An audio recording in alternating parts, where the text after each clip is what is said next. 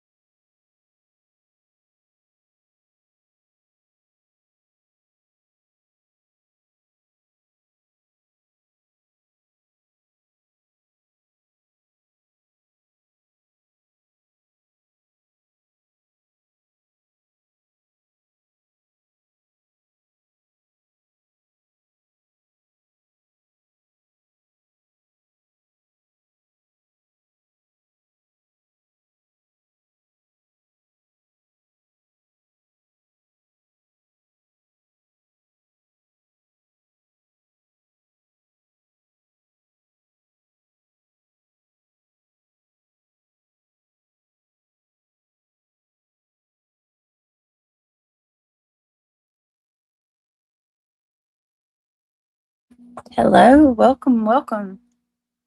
Come on in, babies. Good to see all of you. Thank you so much for joining us. Hey, Randa, got a secret. Diana, my beautiful friend. Josie Wells, my heart's in Mississippi. Pink like Christina. Actually seen some names. Grammy 8. Let's see. Kayla Harris, welcome. Welcome. How are you guys? Stella Bella, glad to see you're back. I had a nostalgic feeling today for the fall winter season in July just started. Oh man. I get about that way over here too, Stella. It's usually around about July I start missing the fall. It'll be here though, before you know it. I mean, really, if you think about it, we got 3 months. That's it. We got about 3 months and then it'll start getting cold again. Hi, Miko's mom. Hey, Josie. Hey, Ann on a mouse. How are you? Got a secret? Can you keep it? Anonymous.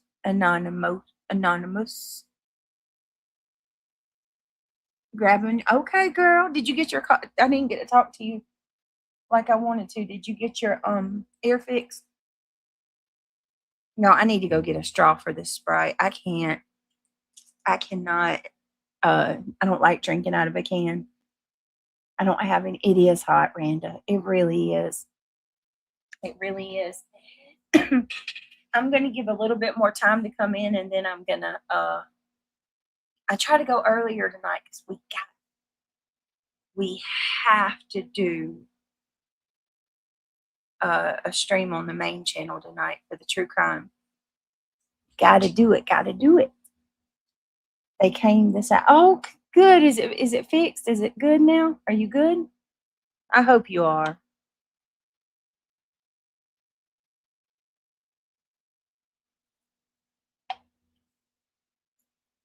Mm. Hey, Chuck Marie. It's been a while. I'm glad you made it. Come on in. Oh, okay. I'm so glad, Diana. I walked to the store just down the street from me and got sunburned. Never really, Randa? Dang. Chuck Marie, I hope you're doing good. I hope you had a good Fourth. It's been a while since I've seen you. Nice to have you join us. I'm just going to give a little bit of time for the room to fill up before we get started. I was going through some more of the Colin Gosselin stuff. And let me tell you, it's been years, since I've made a live, that is. Yeah, it has been a while. It always makes me happy when I see people come in that I haven't seen in a long time, because there's just always so much chaos and drama on these streets. So when I see somebody come in that, used to come here, I'm like, yay, one less person that's turned against me. That's great. No, but also it is really good to see you. I hope you're doing good. I hope you've been doing well. Oh, just my girls. Thank you. Thank you so much. I was just about to say, oh, hold on, guys. Give me a minute. I'm sorry. Yeah.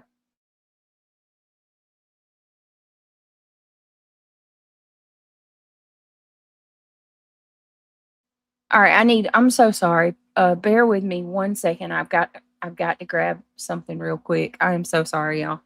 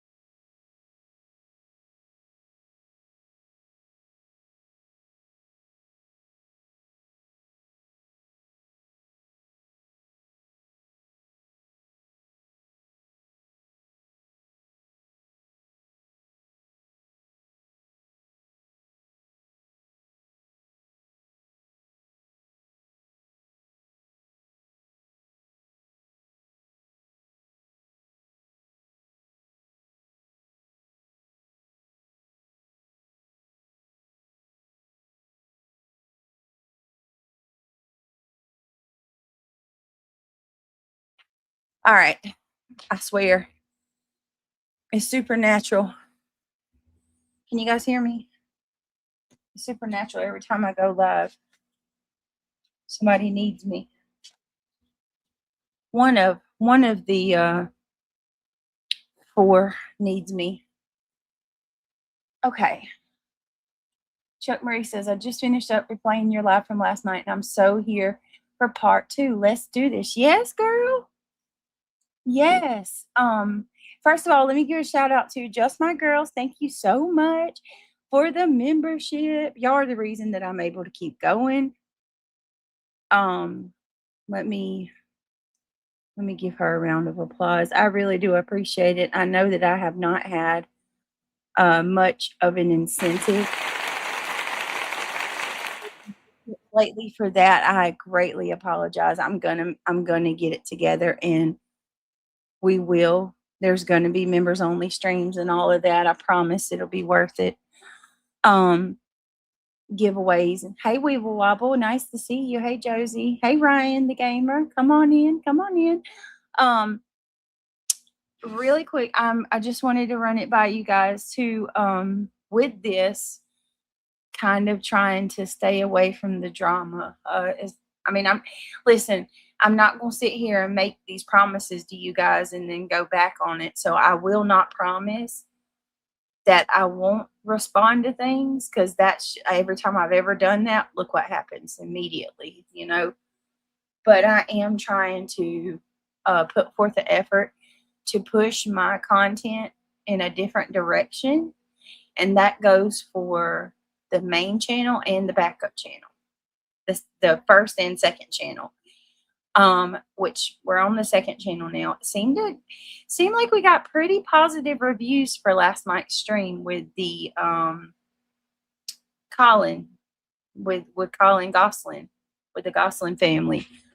I'm here for part 2 because, I'm just saying, the chat is only green and blue, speaks to how great you're doing. Thank you, Chuck Murray.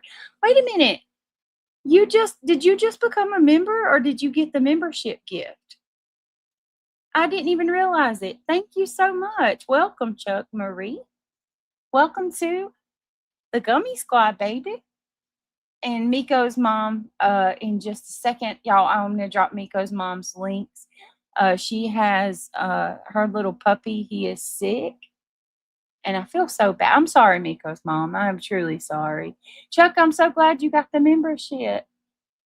Stella, let me sub to the other one. I already am. Thank you so much for sub. Yes. So that's what I want to say. Thank you for subbing to the channels. Thank you for, coming and giving me the view. For every one of you that watched the stream, the views absolutely keep me alive. Hey, Cool Gamer. Hey, April. The views keep me alive. Linda Lou, good to see you. You've been doing interesting streams. And thank you so much. See, that makes it worth it for me right there. When you guys are enjoying it and you're looking forward to the next one, that makes me, I'm like, okay, let's do this. Hey, Travis. Hey, my heart's in Mississippi. So listen, there, people said that they've been making fun of me for my numbers. Well, that's okay. Fine. This is YouTube. This is par for the course. This is how it works. When you stop doing something that people are used to, your numbers do go down until we find new people or people that, like the channel before we went into drama, that left, they may come back. There's millions and millions and millions of people on this earth and who tune into this platform. So, I accept it for what it is. It is a little tough. So that's where I kind of come to you guys. And it is absolutely not your place whatsoever. But it is a little hit. I am taking a little hit financially because of this too, because it's less people, so less numbers. It's less on everything, except for stress on me for this crap. The stress it's definitely less stressful doing this. But with that being said, becoming a member, supporting the channel helps so much to kind of, help us skirt through this tough time. So, like I said, if you want to, and if you're able to, and only if you're able to, if you're not, don't worry about it. Still be here, clicking that thumbs up, hyping the video, sharing the videos. Also, I never say that. Share the videos if you can. It means very much to me for all of your support. Just My Girls, every time, it never fails. But I feel so bad for you too, Just My Girls, because I don't want you to feel like you have to do that every time I go live. You don't, by any means. It is not expected. But I do just want to acknowledge you and say thank you. I see it. Just My Girls, it seems like she tries to gift almost every time I go live. And I do appreciate that. You're a sweetheart. And yeah, I'm enjoying these streams with you guys too. And I don't want to keep going on and on and on about it, but I appreciate you and thank you. All right. PJ says you also can. Yes, any of that helps. Like I said, I've always made it clear the memberships is the biggest way to support. But we have the goal, and that helps too. And I appreciate it. Hold on a second. Let me put that. Okay. Linda Lou, welcome to Club Mabel. No, not Club Mabel. This is the Gummy Squad. Welcome to the Gummy Squad, babe.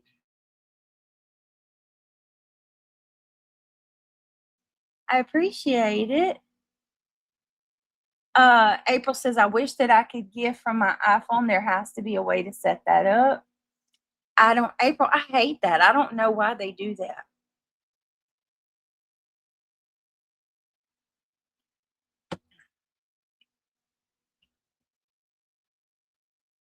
Let me see.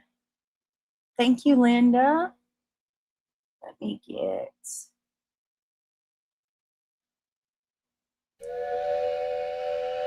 Welcome to the Gummy Squad.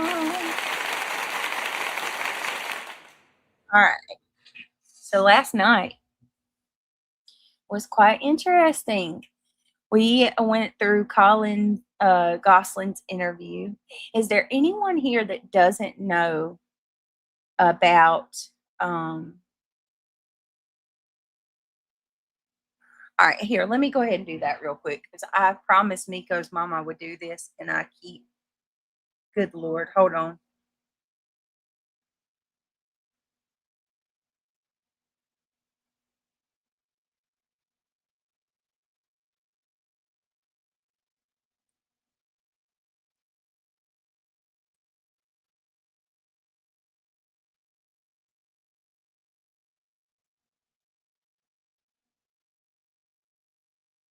All right, hold on a second.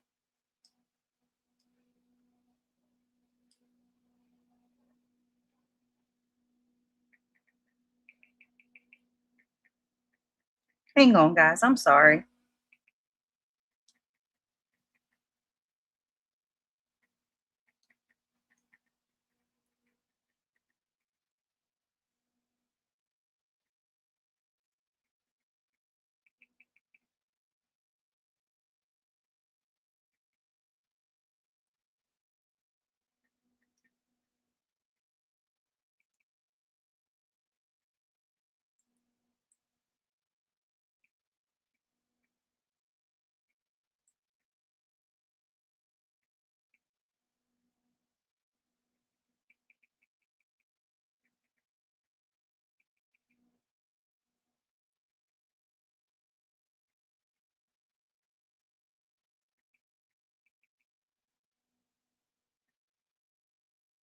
All right, guys, hold on. I'm looking, Miko. I'm sorry. I had an email from somebody. All right, let me see.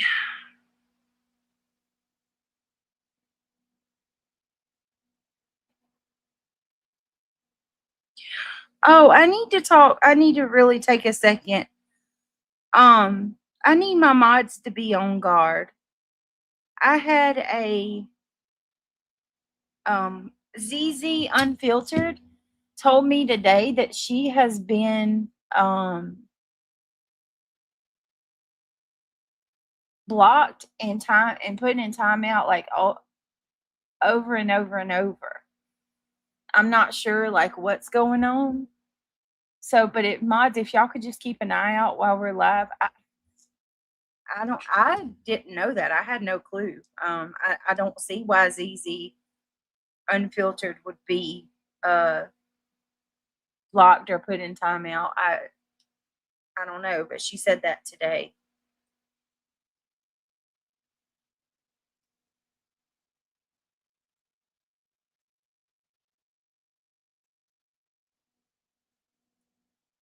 All right, hold on, Mika.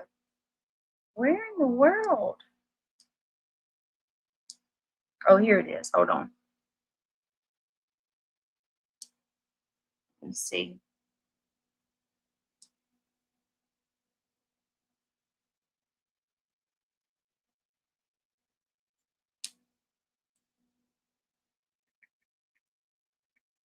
Bear with me for just a moment.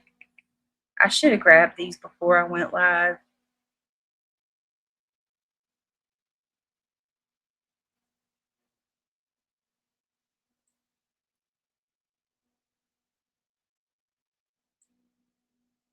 Miko's, Mom, did you send me the link to the registry?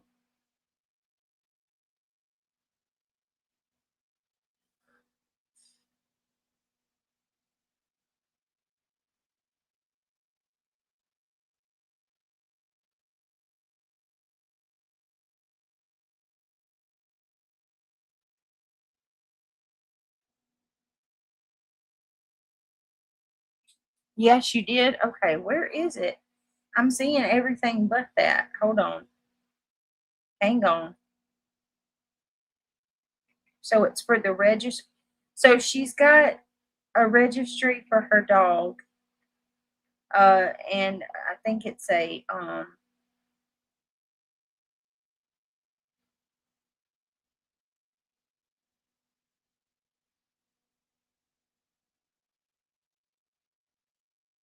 I just don't know why it's not showing up. I see everything but that. This is weird.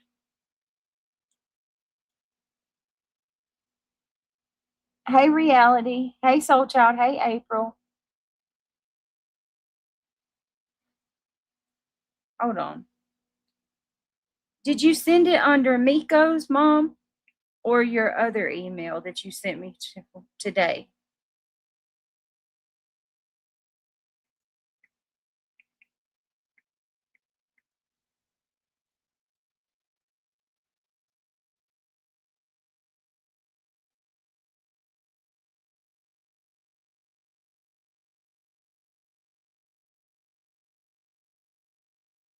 Um,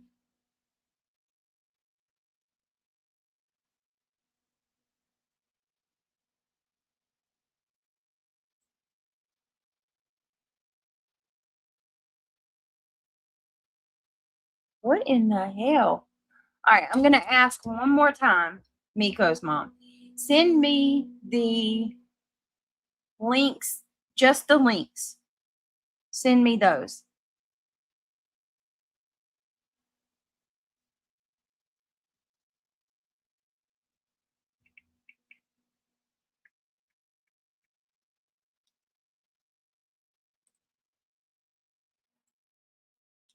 That dog is so adorable. Hey, Reality, let me drop the link for Reality. Oh, my Lord. Sorry, y'all. I just want to go ahead and do this while I'm thinking about it, because I get so overwhelmed with other stuff going on that, having a newborn, and I got a lot of stuff to take care of at home. When I get off of here, it's not that I intentionally do it, but yeah. Hold on. Lord. Carolina Moon, happy birthday. Happy birthday, Carolina Moon. My goodness. How was your day? Oh, y'all throw lots of love in the chat for Carolina Moon. Happy birthday, sweetheart. Let's see. Okay, Miko's mom, let me go see. Okay. All right, here we go. Okay. Okay, so I'm going to give this to my, well, I'll do this. Do you have a, hold on. Hey, Reality. Hey, hon. I'll be right back, okay? Go ahead and do what you're doing. I'll be right back. Here's the link. You want to help Miko's mom? Mom, any help is appreciated.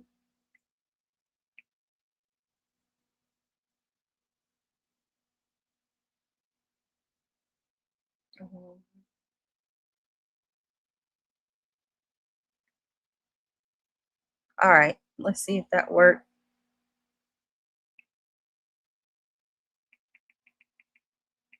Okay, I just dropped the link in chat. That's to help Miko's mom. She's got a Amazon fund. It says home items and pup essentials, and medical funds. So let me see.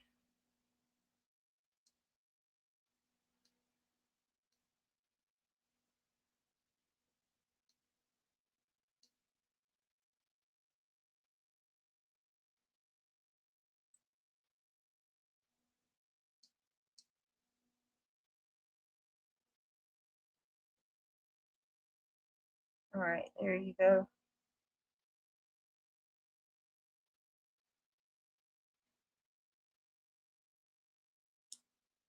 Let me see. What was your? You can read the email and explain why the registry is for vet expenses and home expenses. Okay. Um,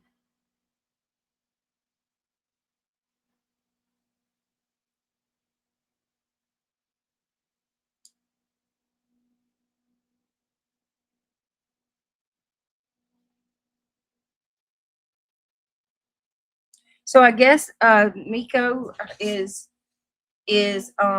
her dog, and he needs some type of surgery and medical treatment.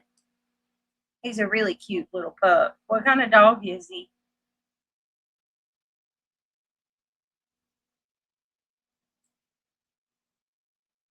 Hang on 1 minute.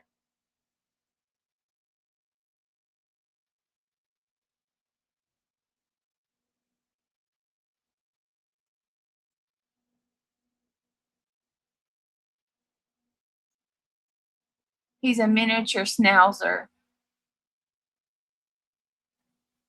Good grief, Josie, for $200. Good Lord.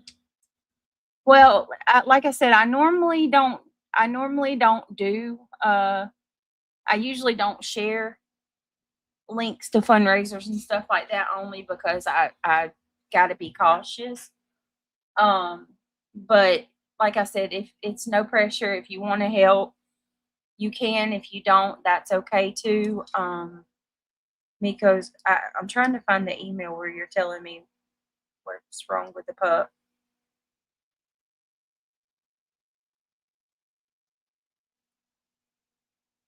Okay, hold on.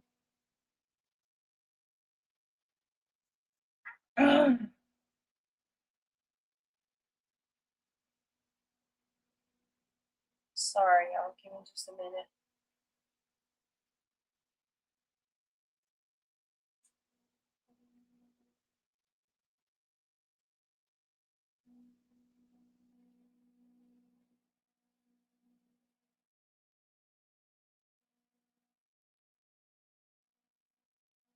All right.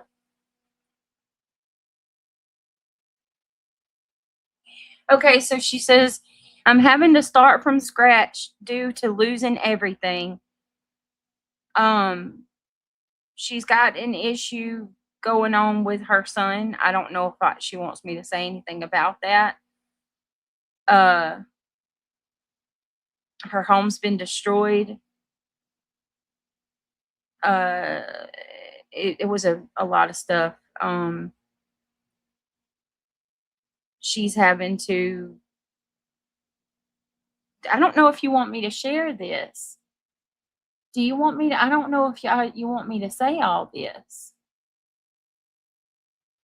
I don't know. I need to make sure that, you want me to share this? Okay. So it says, let me double check. Okay. Hey, Nomad Beads. Oh, look, got a secret. Just sent you a couple things. That's awesome. Y'all are nice. Thank you for helping. Okay. Okay, I think she's saying I can share it.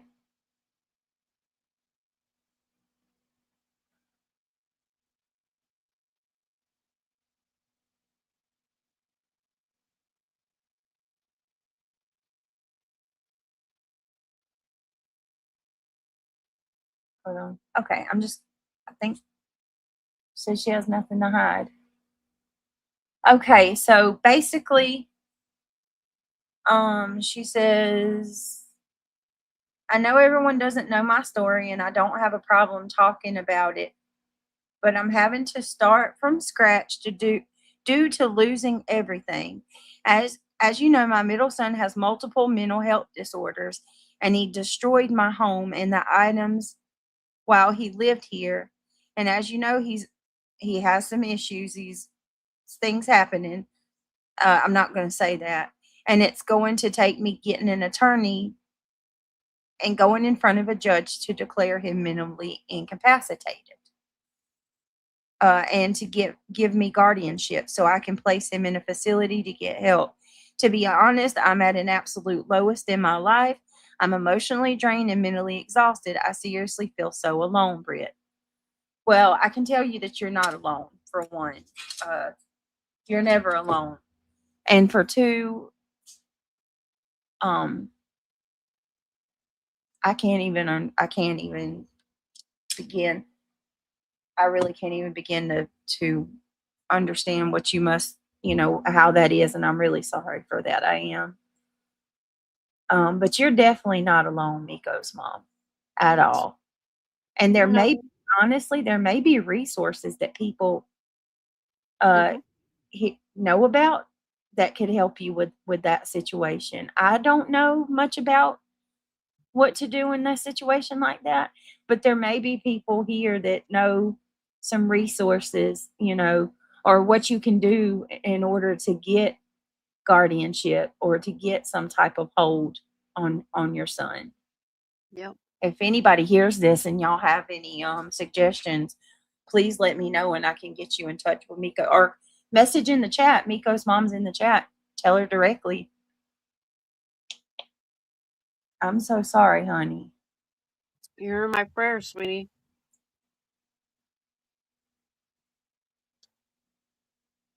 I had to go get the kids their chocolate pudding and whipped cream. That's what I was thinking, Stella.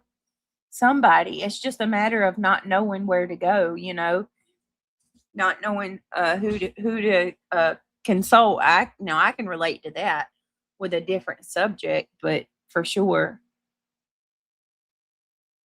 Well, that's really nice. Got a secret. Thank you, sweetheart, for helping her. Okay. I got to sing happy birthday to my friend before we get started because she's been a mod for me for Whose a birthday? century. It is Carolina Moon's birthday. Oh, Carolina Moon! Happy birthday! I'm like, I feel like a horrible friend. I'm sorry, girl. I'm sorry. Are you still here, Carolina Moon? She does. Secret is an amazing human. Are you kidding me? She's one of the best. Hey, Brandy Dandy. There she is. There's my Carolina Moon. Happy birthday! Happy birthday, sweet lady. I love you to the moon and back. I hope you know that. Okay. Happy birthday to you. Cha cha Happy cha. birthday to you. Cha cha cha. Happy birthday, dear Carolina Moon.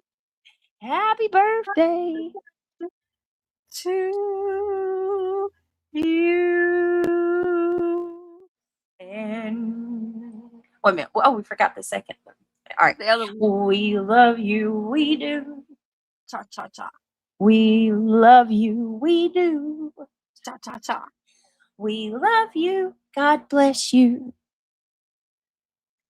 Happy birthday to You. Carolina Moon, we love you, girl. Happy birthday. and many more. We love you, Carolina Moon. Happy birthday. That wasn't half bad, reality. It was pretty good. We don't need to quit our day job, but that wasn't No. half bad. Let's see. I'm eating pudding right now. I mean, Oh, that chocolate sounds delicious. with whipped cream all over it. I do that too. I hate that. I know what you're talking about there. I know exactly what you're talking about there. She said, I tried everything. I was told I have to wait until he breaks the law and gets arrested, harms another person, attempts to harm himself, and fails with the attempt. So that's the cops like to say that. They like to tell you you got to wait on somebody to get hurt. Yeah, that's terrible.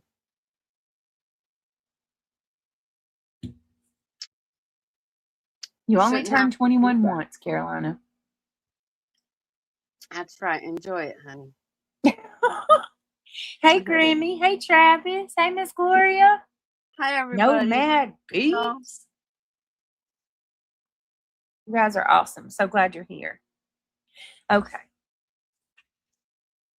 Ange Carter's in the house. There's our beautiful friend.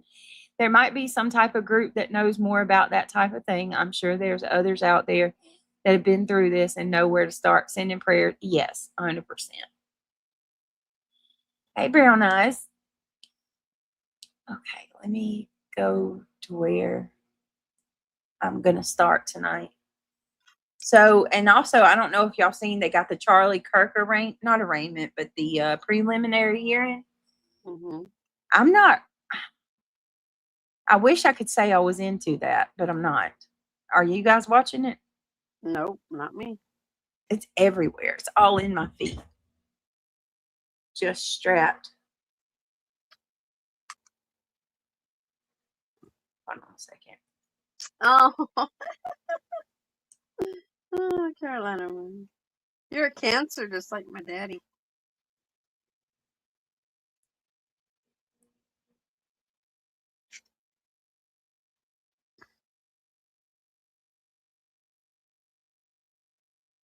Hold on a second.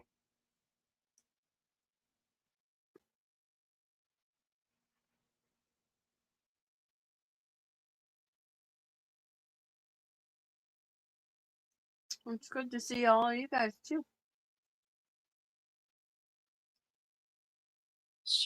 Shoot. Okay. So last night from Colin, right? I want to hear from one of Colin's twins, Hannah. I guess you wouldn't call it twins. What would you say? One of the septuplets? Yeah, one of the septuplets. So last night, for anybody who may not be versed into this story, we have been deep diving Colin Gosselin, John and Kate plus 8. It basically was a reality that's why he show. was in this video. You know, we Damn didn't it. even know. All right, a reality show that we watched. Many of us, like I'm actually shocked to see that most of you are pretty much right there Well, with me when we watched this. We all yep, watched it well, mostly. well versed in this reality show. Yep. So John and Kate Plus 8 was a reality show that started in the early 2000s. Mm. Um, and Yeah. it went on for probably about a decade. Hey, Heidi. Yeah. Hey, Jacob. Thank you, Brown Eyed Girl. We appreciate that. Hey, Pink Life. Y'all please click that thumbs up as you're coming in. The more the merrier, thumbs up and all that good stuff. And all that jazz. So y'all know that I just want to make sure there's not anyone. Hey, Chloe Joe. I just want to make sure there's not anyone that's like out of the loop here. So Yeah. the show went on for about a decade. And these kids, it was a group of septuplets, and a set of twins. So the kids, the couple had 8 children in total. And the mother was very overbearing, Kate. Extreme. She was the Karen before Karen existed. And she was extremely overbearing. She ruled with an iron fist. Everything had to go her way. She was extremely OCD, very verbally and emotionally abusive, in my humble opinion, to her husband and to her children. So fast forward to today, the children are, the youngest are 22. And then I think that puts Karen and Maddie at the twins. They're at like 26, 27. 26. 26. I think they just turned 26. So these kids are grown now, and Colin, one of the septuplets, has put out a tell-all book, and he is going around telling everybody how his mother abused him growing up. And last night we listened to a very mild interview that he gave about some of it. Well, now that book is what I got to get into.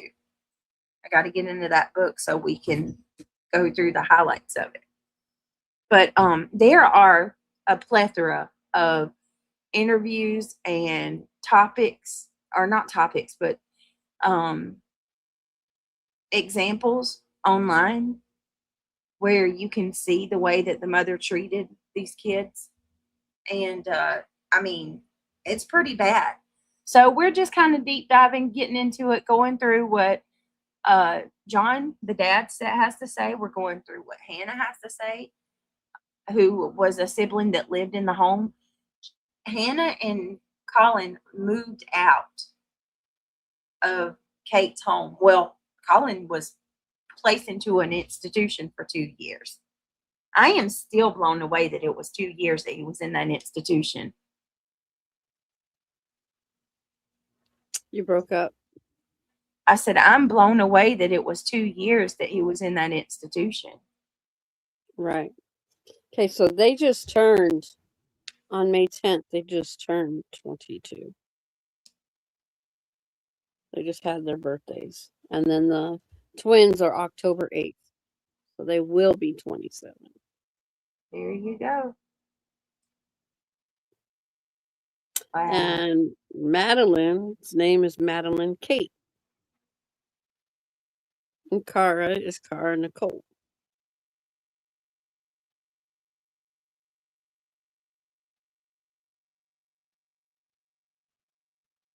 And she's so pretty. She is very pretty. So this is, hey Kitty Catty. So That's this Hannah. is Hannah. Mm-hmm. She's given an interview, and all right, I need to just let me go check on little one, because Craig's in the shower. I just want to make sure that she's okay, and then we're gonna get right into it. Okay, doke.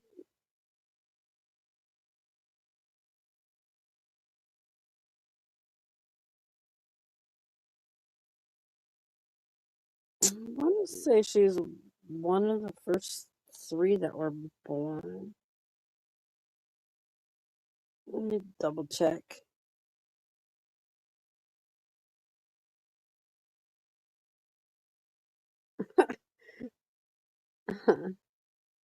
Taco, yeah. Have to agree.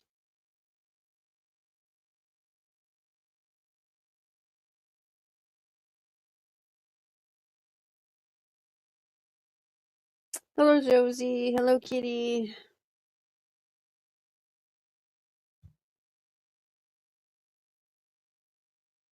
Hi, Stella Bella.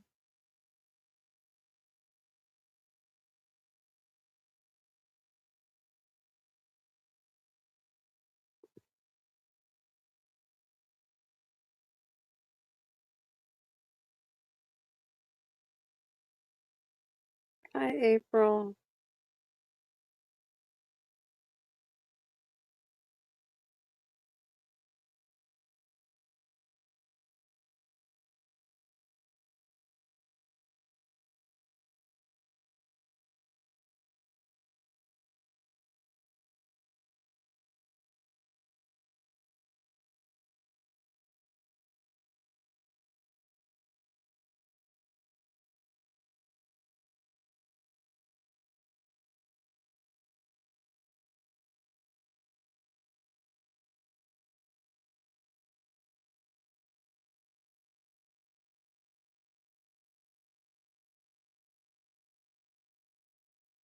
Yeah, it was a very popular show.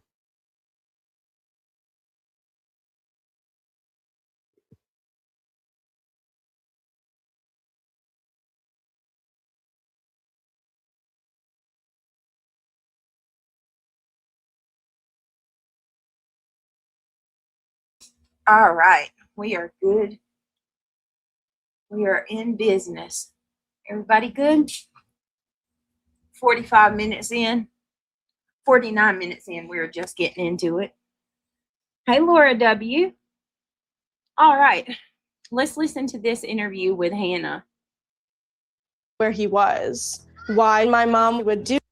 We did not talk to Colin for years while he was in the facility. You know, we didn't even know where he was. They didn't even why know. My mom would do that to one of our siblings, you know, her own kid. That is like a really dark part of our past. She grew up on one of the most watched reality shows in television history. And for years, she smiled on cue, wore the matching outfits, and played her part in the story America fell in love with. But here is the part nobody prepared for. Hannah Gosselin is an adult now, and she remembers everything. Not the edited version, not the one TLC packaged into feel-good episodes. The actual version, the one that happened after the cameras stopped rolling and the crew went home. What she has said about her mother, her childhood, and what really went on inside that house has left people who watched that show for years completely reconsidering what they thought they knew. All right. So, you know, I have to pause it. I have to for fair use. I did not know that the children didn't know where Colin was. I just want y'all to think about that for a minute. Imagine. And you know how close triplets, twins, quadruplets, septuplets are. Mm-hmm. Imagine. You wake up one day and your sibling's gone. And your mom doesn't utter a word about where they are. I could not how weird would that be? Right. And he's gone for years. And I truly believe with everything that's in me, she would have kept him in that institution until he was old enough to be on his own. Right. I don't think she had any plans on bringing that kid home.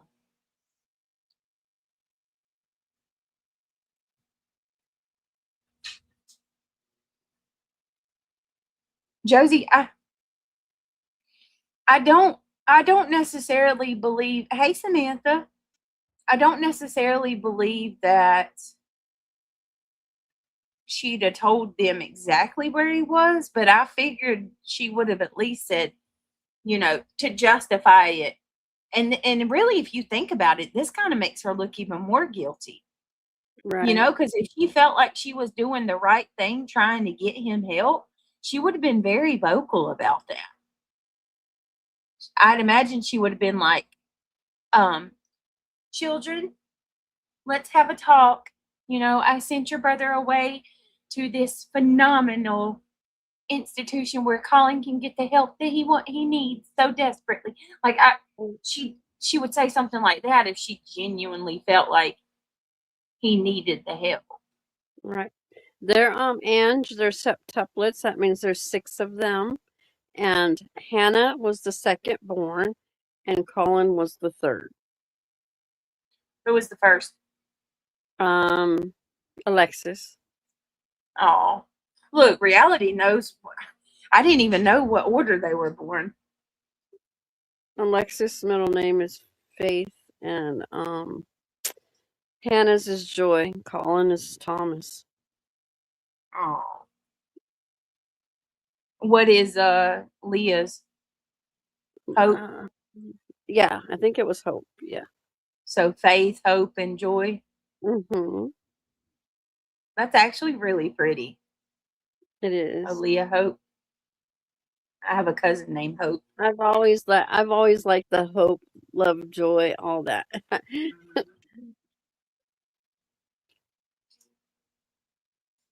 Okay.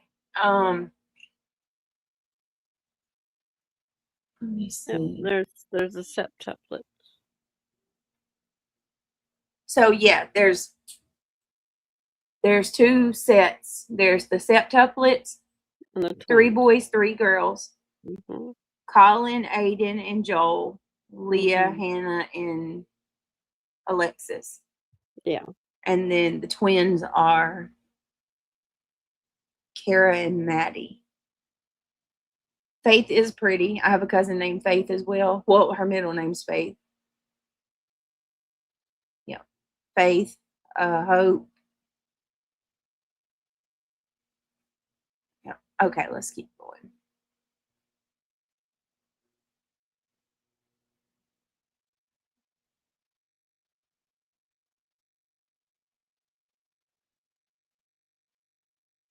All right, here we go.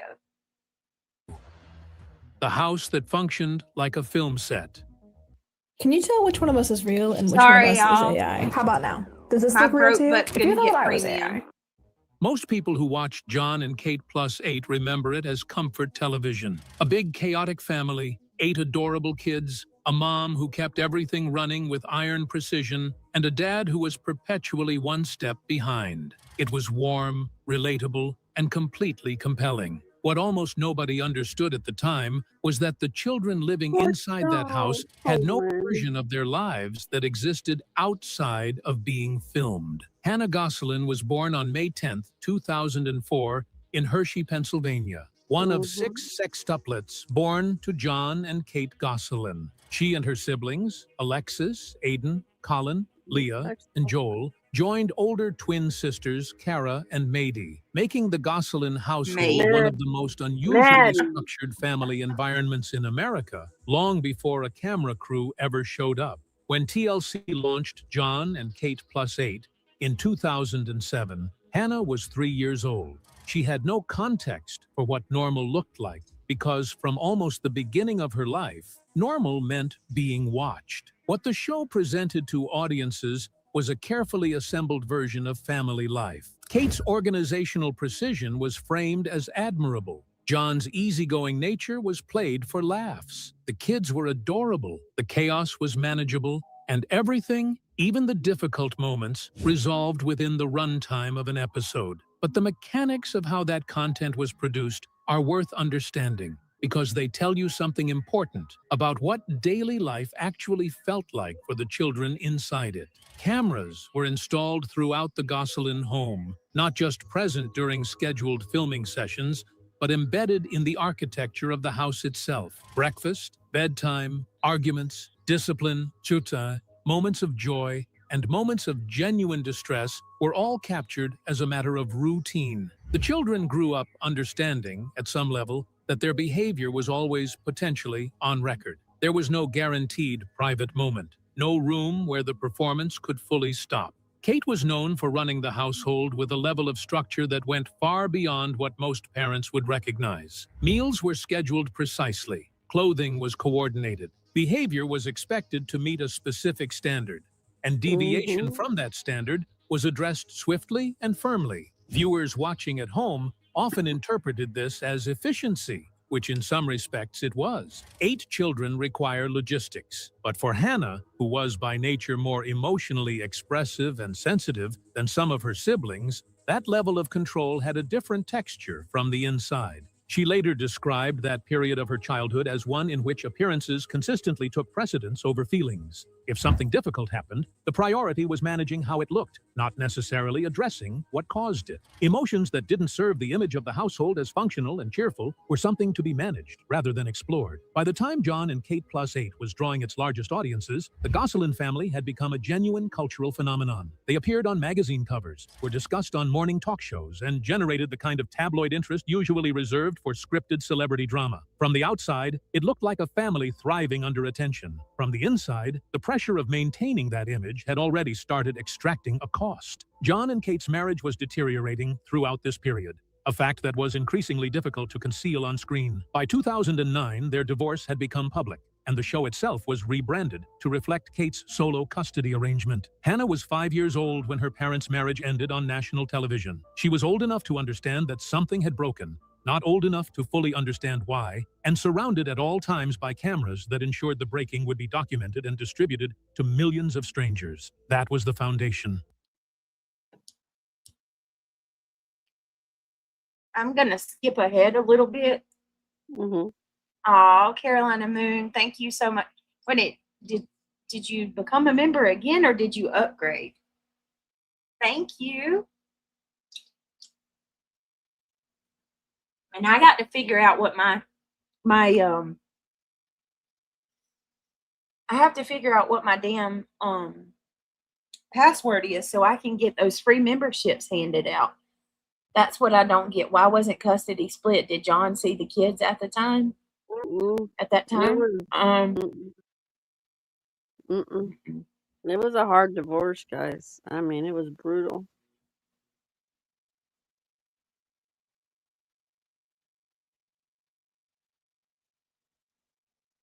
Let me see.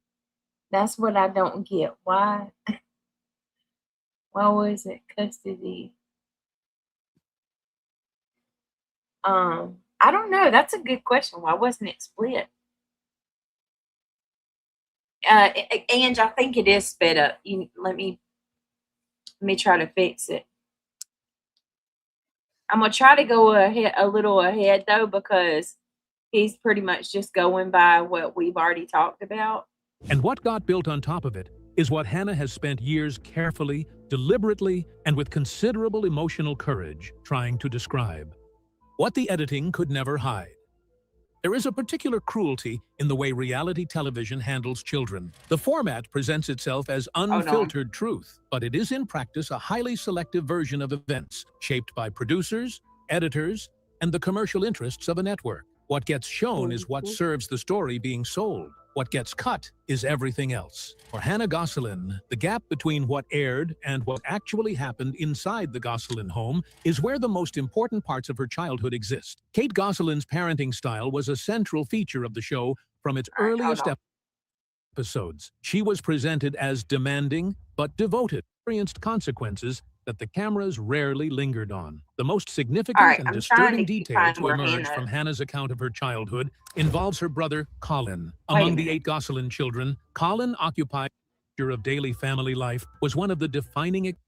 Amazon offers hourly employees health care. I'm going to be so mad if this is he talks the whole time. This is supposed to be the interview. She was young enough Hannah. that she lacked the framework to fully understand what she was witnessing, but open and specific, which makes it considerably more credible. She describes what she saw and experienced in language that is measured and specific, which makes it considerably more credible and considerably more difficult to dismiss. The family that millions of Americans believe they understood, through years of weekly episodes, was operating according to dynamics that the show was either unable or unwilling to show. And Hannah, who lived inside those dynamics from infancy, has spent years finding the words to explain what that was actually like. The year she chose her father.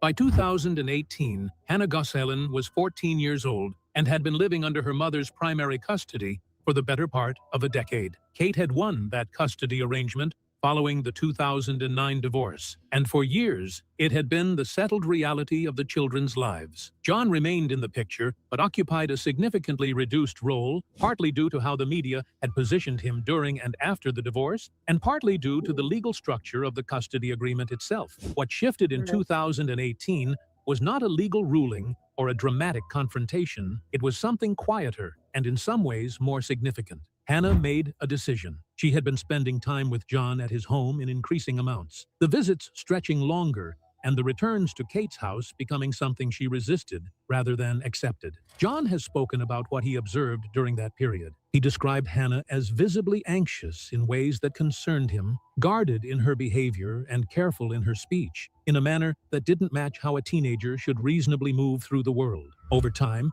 as she spent more time in his home, he watched that guardedness begin to ease. Eventually, Hannah told John directly that she did not want to go back, not as a temporary preference, not as a passing phase of adolescent frustration with a parent, but as a genuine statement of where she needed to be. John pursued a custody modification, and in 2018, he was granted full custody of Hannah. It was a significant legal outcome, given how the original custody arrangement had been structured, and it reflected a court's assessment that Hannah's well-being was better served by the change. Shortly after Hannah's transition, Colin was released from the behavioral facility where Kate had enrolled him at age 12 and joined John and Hannah in their father's home. For the first time, 2 of the 8 Gosselin children were living outside Kate's household. For John, it represented something he had been working toward through difficult years of legal battles and public criticism. For Hannah and Colin, it represented something more immediate, a different kind of daily life. Hannah has described her life at John's home using language that is telling in its simplicity. She describes it as normal. Given the context of what came before, that word carries substantial weight. There were no cameras. Meals were not scheduled to the minute. She could have friendships, make mistakes, and navigate the ordinary texture of teenage life without those experiences being filtered through the requirements of a television brand. She has said that she finally felt able to be herself, not in a dramatic or performative way, but in the basic sense of not having. All right, hold on. This is not the one. Hang on one second. We're gonna pull this up. John was alienated. The other children never really opened up. They didn't feel comfortable because they were always sticking up for Kate. And it would cause issue. And John didn't want to fight at all, so there's that.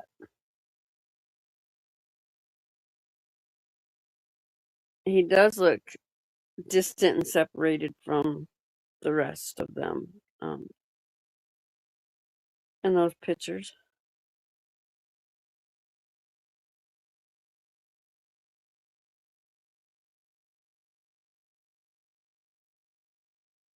Give me 1 second.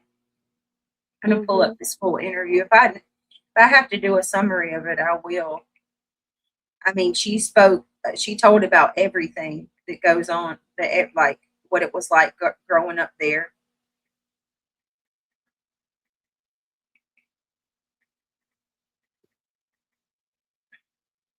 Hang on.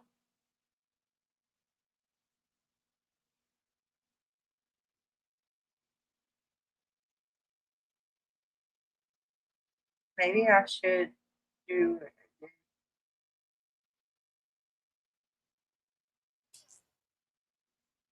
the summary. Hang on. There's lots of stuff. Hold on.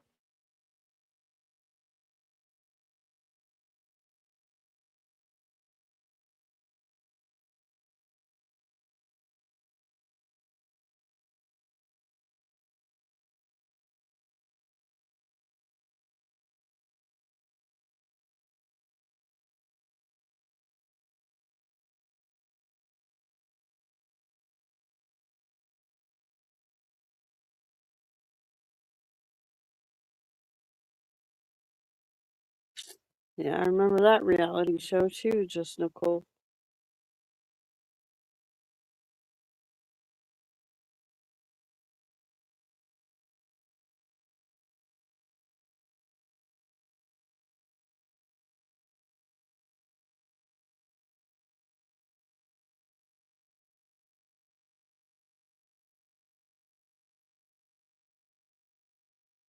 No, I don't watch Dang, them. they've taken.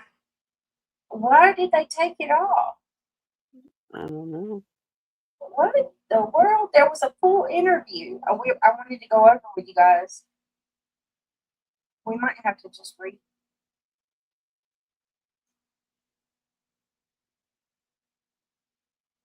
Let me see.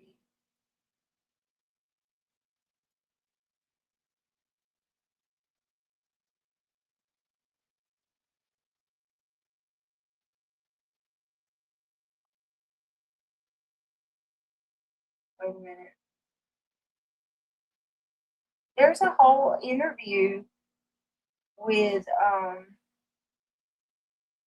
let me read this to y'all. Here, I'm just gonna read it, okay? Mm-hmm. All right. Hannah Gosselin says that her mom, Kate, and we'll go through more videos showing Kate's craziness too. All right. Hannah says that her mom, Kate, separated her brother Colin from the rest of the siblings for misbehavior. Hannah is recalling her life at home growing up when cameras were rolling and her family hit TLC reality series, The John and Kate Plus 8. In a clip previewing, hold on, this stupid ad come up. All right. In a clip previewing Vice's TV upcoming docuseries, The Dark Side of the 2000s, the 19-year-old daughter of John and Kate, Gosselin, says that her brother Colin would be separated from his 7 siblings as a child, adding, oh my goodness, he would not get to come outside and play with them. He would eat dinner at different times than them. I don't think the effort was made in the home to help him learn what behavior is acceptable and what behavior is not acceptable, she continues. Hold on a second. How horrible is this? Hang on. Yeah, she was alienating him. Yeah. Stubborn.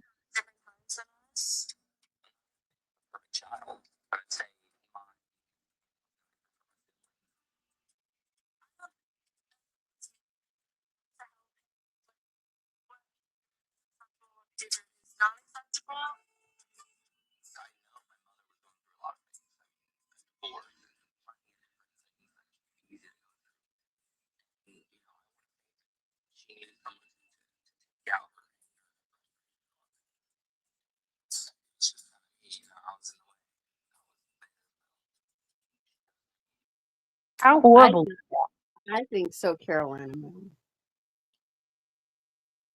She would make them eat separate. He wasn't allowed to eat at the same time as them. God, I could not even. That poor boy. I want to show y'all something. Here, let me pull this up.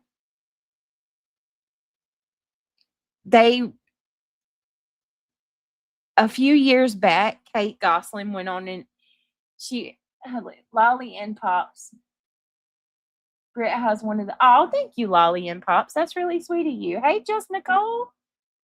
Hey, everybody. Hey, Luminous, my beautiful friends. Good to see all of you guys. Sorry, y'all. I know it's off to a slow start. Some of my research is not boding well.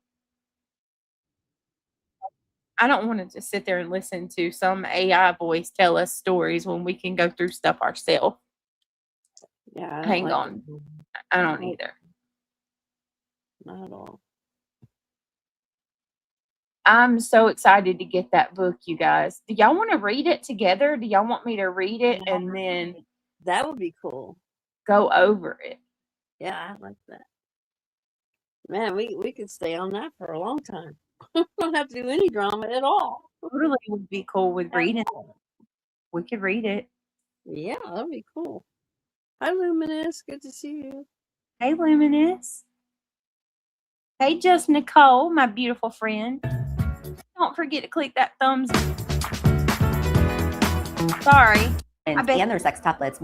I bet you I drive y'all damn nuts with that asking constantly. Click the thumbs up. Become a member. I'm sorry. It's just a part of the it's a part of the whole thing. They're agreeing. You should read the book. I'll read it if y'all want me to. I'm gonna order it. Matter of fact, I'll try to see if I can order it tonight. All right.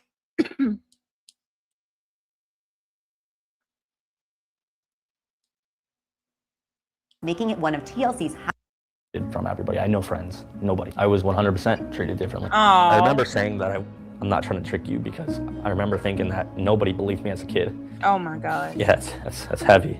Opening up about his childhood for the first time, John and Kate plus 8 star Colin Gosselin has made several shocking allegations against his mother, claiming she isolated him from his 7 siblings, locked him in a basement, and physically and emotionally abused him in an exclusive interview with the U.S. Sun.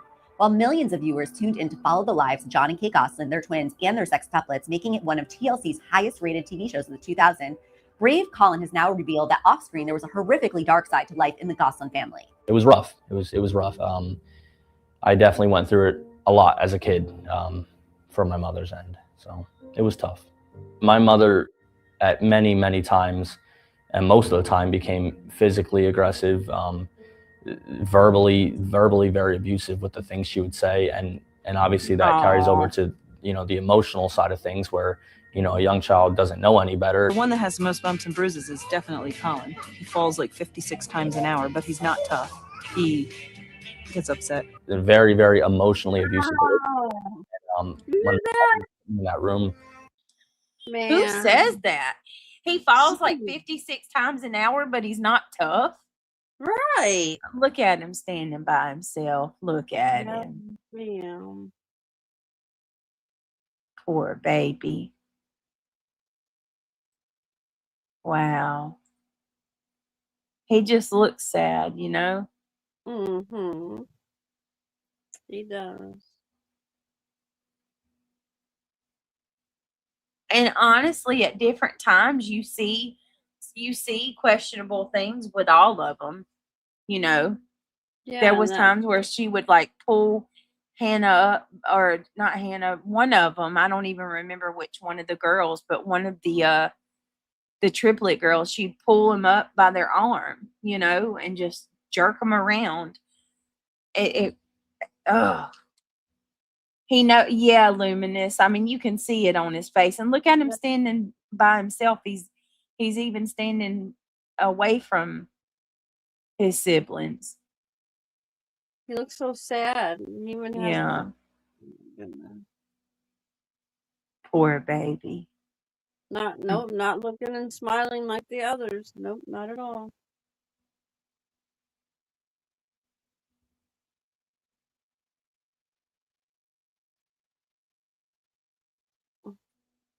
That's Hannah right. in the green. Huh? Hannah's in the green shirt. Is that her? That's Hannah. Okay. And that's Leah. Multiple times she had tied my hands and feet together and bolt locked the door, turned the lights off. Oh and my had God, cameras listen there to that just again, watching my y'all. hands. Better. The one that has the most bumps and bruises is definitely Colin. He falls like 56 times an hour, but he's not tough. He gets upset. A very emotionally abusive relationship. And when my mother would put me in that room, multiple times she had tied my hands and feet together and bolt locked the door, turned the lights off, and had cameras there just watching me. Oh What my the goodness. fuck? Multiple times zip tied his hands and his feet together, would make him lay in the room in the dark with the camera just on him. That's abusive. That's 100%. what's that charge called that they got the Duggars with for locking their kids away against their will? Do you remember what it was?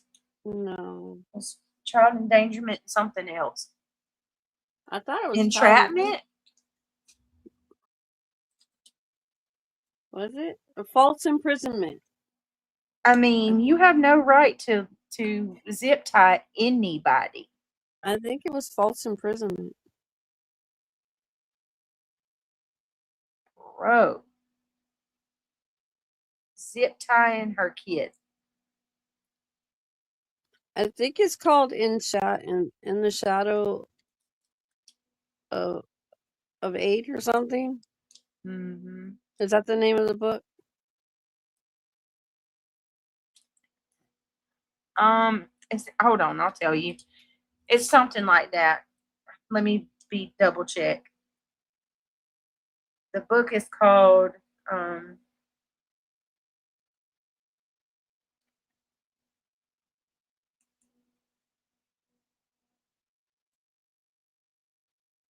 I need to order it tonight.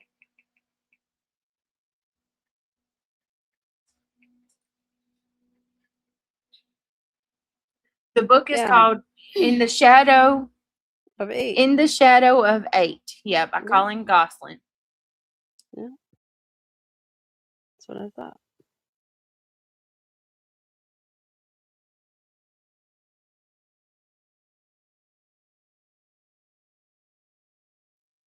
I don't believe In the he Shadow knew. of 8. I don't believe he knew at that time. There's also a book I want to read called Multiple Blessings.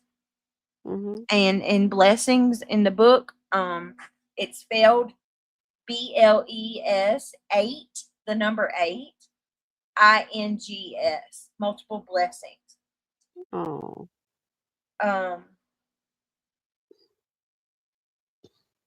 But I really want that.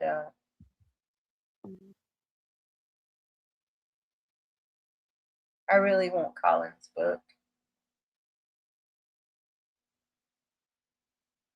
And even in the book, it's got Colin in the book cover of In the Shadow of 8. It's Kate standing beside Colin with her hand over his mouth. Sad. Trying to silence him. Yep. All right, here we go. Where, a young child doesn't know any better. The one that has the most bumps and bruises is definitely Colin. He falls like 56 times an hour, but he's not tough. He gets upset. A very, very emotionally abusive relationship. And when my mother would put me in that room multiple times, she had zip tied my hands and feet together and bolt locked the door, turned the lights off, and had cameras there just watching me. In that room that my mother had built, oftentimes she had zip tied my hands and feet together and kept me locked in there for most or all of the day for multiple days. Good God. Multiple days? So she had the room built just for him, you guys. She had the room built, allegedly, just for him. And she would, I'm going to play that again. And, I thought about it. Because he said that his behavior wasn't always good. Well, maybe he might have been troubled because of the way he was treated. Mm-hmm. That's going to make any kid rebel. I mean,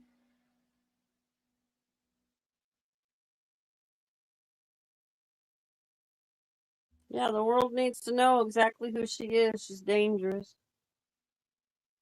Narcissists don't change. All they do is put on another mask.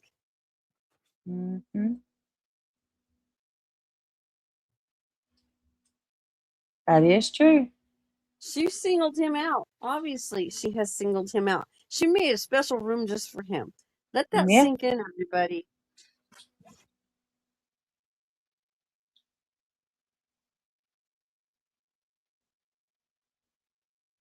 How sad is that? It's How sad. disturbing. It's absolutely disturbing. Mm. All right, let's keep going. Yes, zip ties, just Diana. Zip ties. I'm going to play it back one more time. Sorry. A young child doesn't know any better. The one that has the most bumps and bruises is definitely Colin. He falls like 56 times an hour, but he's not tough. He gets upset. A very, very emotionally abusive relationship. And when my mother would put me in that room multiple times, she had zip tied my hands and feet together and bolt locked the door, turned the lights off, and had cameras there just watching me. in that room that my mother had built. Oftentimes she had zip tied my hands and feet together and kept me locked in there for most or all of the day for multiple days. And that doesn't just make you feel helpless, but it was the fact that I had nobody in my life then. I didn't have my siblings. I didn't have teachers at school. I didn't have anybody. I didn't have friends. You know, I wasn't allowed to visit my father. I had nobody to go to, not one person to talk to. I had no relationship with anybody. I was fully isolated from everybody. I had no friends, nobody. As I'm older now, and I can kind of Poor baby. look back and see Look at videos that. or pictures of myself younger, it definitely is, it's a crazy experience because, you know, I look at my younger self and it upsets me. You know, I don't even like to look at pictures of myself because it just reminds me of, you know, those kinds of things. And it also makes you realize, like, you know, that's not okay what happened. And you realize that no kid should have to go through it. That's not okay at all. It got to the point where I was, where, you know, word was getting out and child services were being called. Me being at home in the house, there was just too many ways that my mother could have been exploited. Things took another catastrophic turn for Colin when, age 11, his mother had him sent to Fairmont Behavioral Health, a mental health facility in Pennsylvania, after having him diagnosed with multiple mental health and behavioral issues, including autism, ADHD, and bipolar disorder, conditions that recent medical reports show he does not have. Terrified, young Colin was to spend the next 22 months of his life at the institution. In her desperate attempt to protect herself, she placed me in this institution with there was no notice. One day it was like up and gone.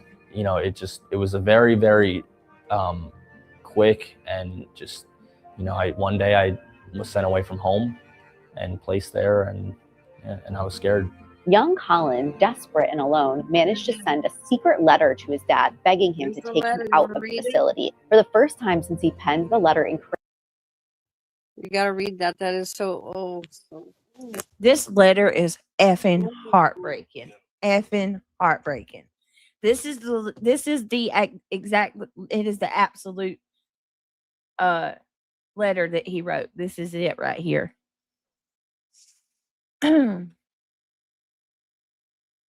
Hey, GSD mom. All right, here's the letter. Dear Dad, I'm not trying to trick you, but I still love you. I told Mom I want to live with you. She said no. But right? ?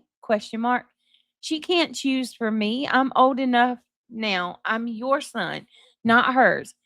She was abusive to me after I left your house. I'm sorry.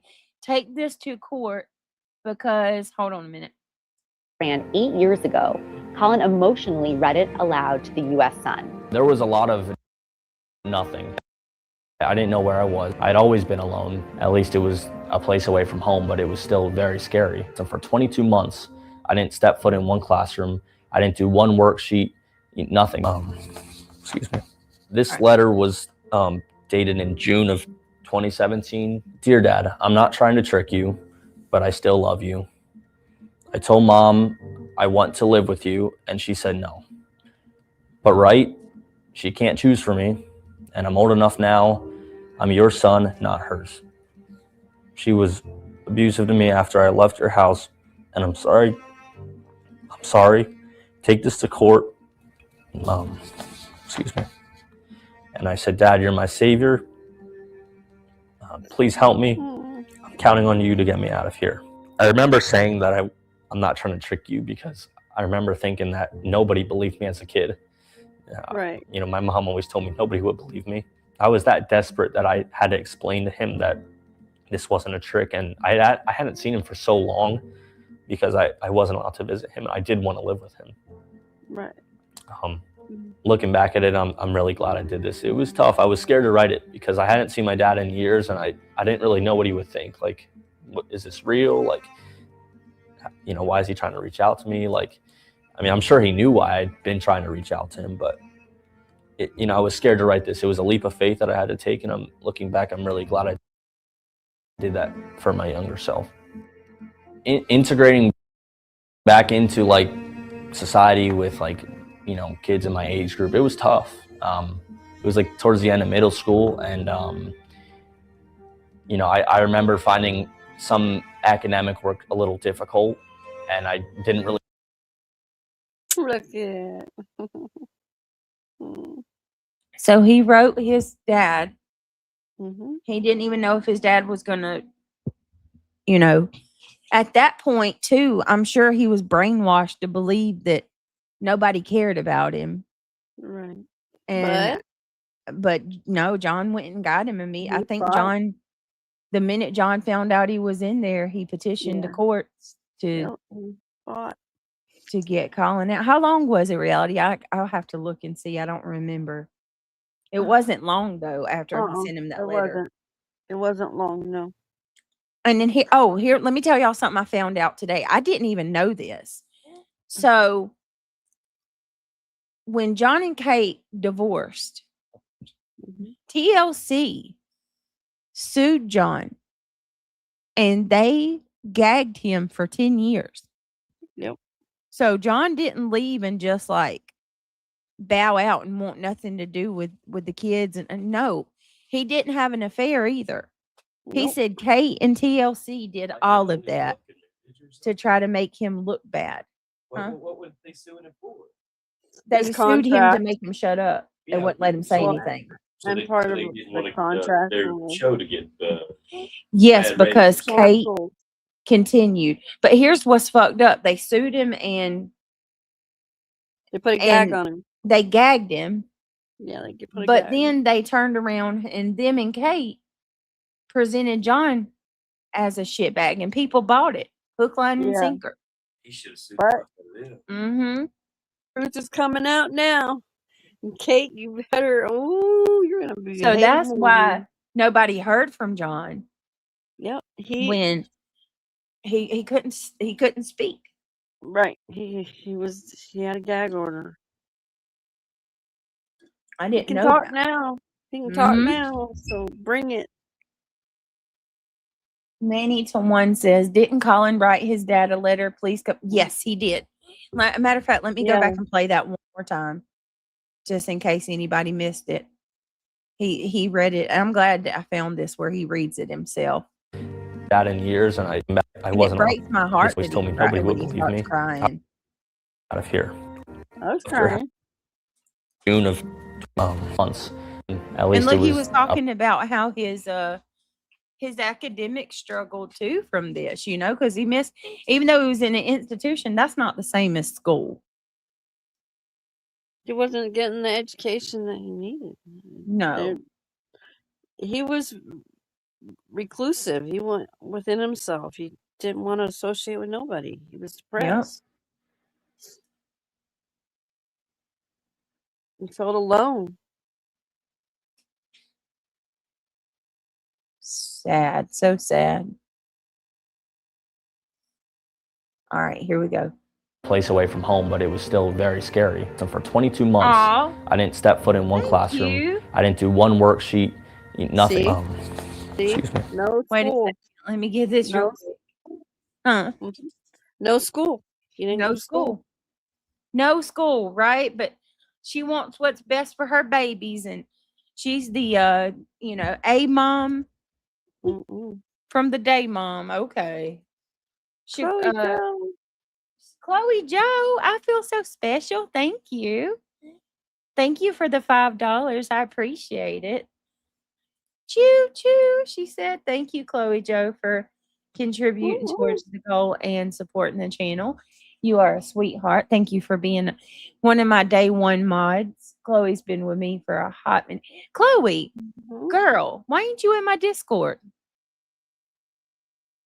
I got to get you in the Discord so you can be in there with the rest of us mods.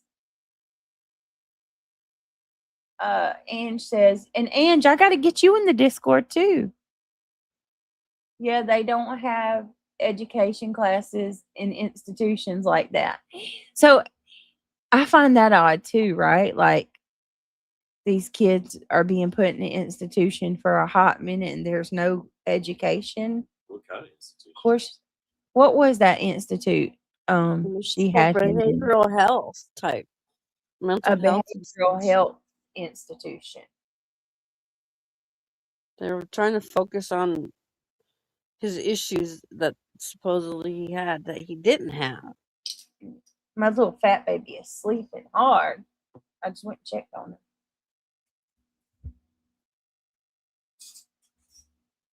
All right, let's keep going.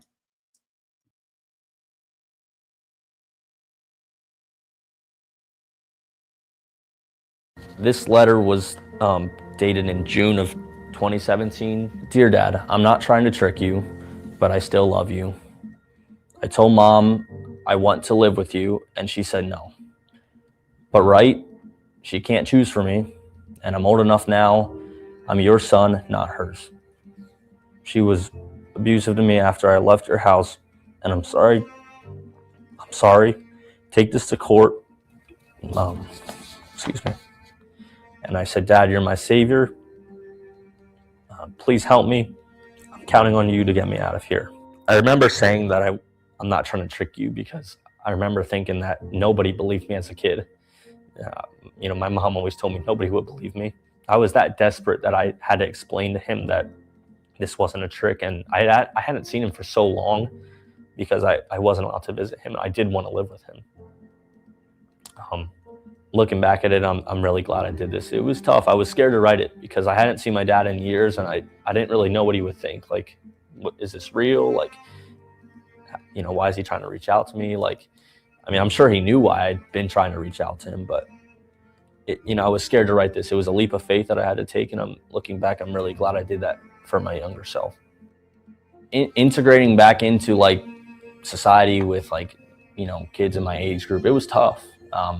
It was like towards the end of middle school, and I remember finding some academic work a little difficult, and I didn't really know how to talk to my peers. Resilient Colin defied all odds, graduated from high school, and embarked on his lifelong dream to join the military. I didn't really know that it was the Marines when I was younger, but I always knew that I had that patriotism in me, and I wanted to serve my country, and I always knew it was there. And I remember like signing that contract and going off to training and stepping foot, on Parris Island.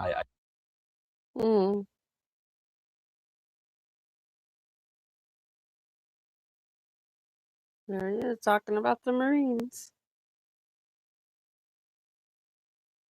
You're muted, my dear. All right. This is going to infuriate you too. So, everybody has different feelings about it. I personally don't want my kids going to the service, but everybody feels different about it. Regardless, we can all agree that it's a selfless. There's good jobs in the service. Well, it's something he wanted to do, and it was his dream. And yes. I don't want him to be forced to draft and put into a war. If you're not in a war, they're not really in danger. You know what I mean? This woman has not had a single part of his life. Yeah, I agree. Since he got out of the institution, he went straight to his dad's. She don't want anything to do with him. She got him blocked and everything. So what she does right here could only, in my opinion, is only and could only be for pure meanness in her heart. Period. What she got him basically discharged from the Marines. Just evil as hell. All right, hold on. I just remember on the yellow footprints, I remember as a kid, I never really knew what that dream was, but when I got there, it just all clicked, and I was like, yep, this is what the dream was. And that brotherhood and that camaraderie and the leadership and just how, my drill instructors and all the Marines on Parris Island carried themselves. It's truly an amazing. It's amazing. It's breathtaking, and it's such an amazing organization. And this country is lucky to have the U.S. Marines. Sadly, Colin's dream was to be short-lived when on July 21st, 2023, Mother Kate, who he had no contact with since he was hospitalized, made an extensive post on Instagram where she claimed he had multiple psychiatric diagnoses, accused him of having a distorted perception. I can't stand this witch. I want to punch her. No reason. No, I mean, just ruining his life, even when he's not around. I've never wanted to have to do this, but I feel I have been backed into a corner and left with no choice. Although it saddens me to do so, I need to speak out now. My son Colin, whom I love with all my heart, has received multiple psychiatric diagnoses over the years. For the safety of myself, his brothers and sisters, and for his own well-being, he was placed into a facility following years of outpatient treatment with proved insufficient for his needs, which proved insufficient for his needs. The decision to admit him was made by emergency room doctors following one of his many attacks/outbursts. This one involving his use of a weapon. First, fast forward to the present day, and following John's removal of Colin from treatment, my son's unpredictable and violent behaviors have sadly continued regularly towards John, Hannah, and others around him. What? Colin's distorted perception of reality is one of the many issues that he has always struggled with. As many people who have family members grappling with mental health issues can attest, it is rarely and sadly, surprisingly, when complete fabrications occur. It is just another heartbreaking facet of this flight. That's damage control there. Accused him of exhibiting unpredictable and violent behaviors. This post went insanely viral. You're the one that need to be in the this post, facility. You need to be in the facility, Kate. You're nuts. Can you hear me? Ruining him. You weren't even with him for years, and you still wrote this to still destroy him. Because you have deep-seated hatred towards that young man. I would also like to add that John and Hannah adamantly deny this, and they say that they don't know what the hell she's talking about. Yeah, he wasn't mean to them. He said that we don't even talk to her, so where does she get that? Right, he's been abusive to us? Because she's got to keep her narrative to make herself look like she's such a good person, and you're not. You're evil. Sorry. I think Corella DeVille found out that he went into the Marines and was doing something honorable, and she had to think fast and do something to try to F it up because she can't afford him to. She's just one of those people. Yeah, she couldn't see him succeed in life. He pick himself up from the pieces that she broke. He's put himself back together so he can be a decent human being and be a productive citizen in society. You are a crazy lady there. Yeah. You really are. How dare you? Seriously, Kate, how dare you? I agree. I agree with that. They should have gave him a chance regardless of what she said. I agree with that too, Heidi. They should have did a little more investigative, deep diving more into that. More of an investigation since he was already in the military. Just go off of her words like that. Come on now. Right. All right, here we go. Have a large list of diagnoses. I couldn't defend these attacks. I didn't even know what was going on until my friend actually mailed me a picture of this. It got around and it raised a lot of questions. Things started to get looked through on Parris Island, and oh no, what was discovered was that I was in an institution, and from the side of things in the Marine Corps, they couldn't tell if these claims on social media were true about these diagnoses. They couldn't tell if they were true or not. That ultimately led to my discharge because I wasn't able to provide sufficient evidence that these were false until I got home, and that's when I sought out to get a professional psychiatric evaluation done. A full evaluation was completed, and the doctor states here, Colin Gosselin does not meet criteria for any of the diagnoses of concern in your evaluation request. And that request was from the Marine Corps. Nor do I see evidence to indicate any other psychiatric diagnosis or behavioral disorder in his current functioning. Due to these allegations that she posted on social media, my dream of becoming a U.S. Marine was crushed. Now I have to fight and do everything I can to fulfill that dream still. And it's important for me, for her to come forward with the Did truth. you see that? Go back Because for I a want second. nothing more than to serve my country. Go back for a second, please. Where it shows all the diagnoses. Bipolar, autism. Where at? Go back, the one before that, I think. Oh, right Yeah, here. there, Okay. there Is it she is. saying he's got all of this shit? Yeah. Oh, boy. All right. Let's see. Dear Sergeant Bowles, I completed a comprehensive psychological evaluation today on Colin Gosselin as per your request for an updated diagnostic exam.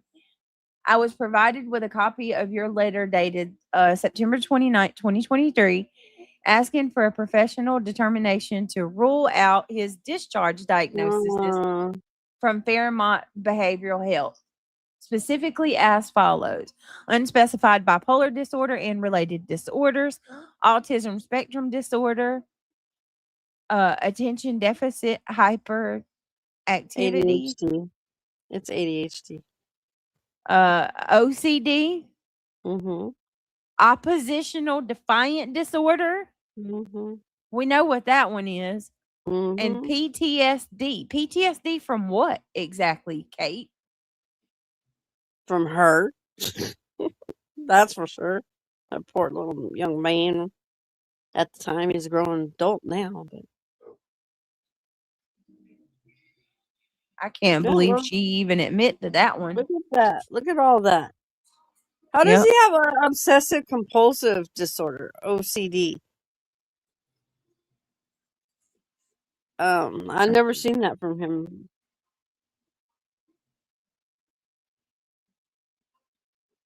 I've seen that he was reclusive. He was depressed. He looked like he was shunned from the rest of the family. You've seen it in the pictures where he was standing. Yeah. August 22nd, 2023, from MJ Balmore, psych physician. And they This was a don't. Oh, go ahead. Hold on, I don't mean to cut you off. They normally don't diagnose you with bipolar in a child. That's usually in adults. That's true. They say it usually comes like what, in early 20s? The early 20s? Yes, they don't do it in children.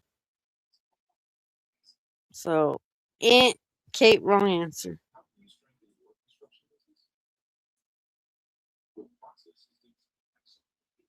No, these are what she's concocted for herself to believe within herself. Okay. Yeah. Colin was different. Colin, I think, reminded her of John a lot. I think so And too. she took it out on him. He does look the most like his dad. They all look like their dad, of course, but he looks the most like his dad. Yep. And yeah, she's not a doctor, so why is she giving these diagnoses? You're not supposed to be doing that, lady. Hi, Lee Zimmerman. Good to see you. But they're not supposed to, just Nicole. Coming from medical field, and having to deal with somebody who has that disorder, I was told they don't do it when they're younger. They diagnose them when they're adults. Something about something going on in the brain.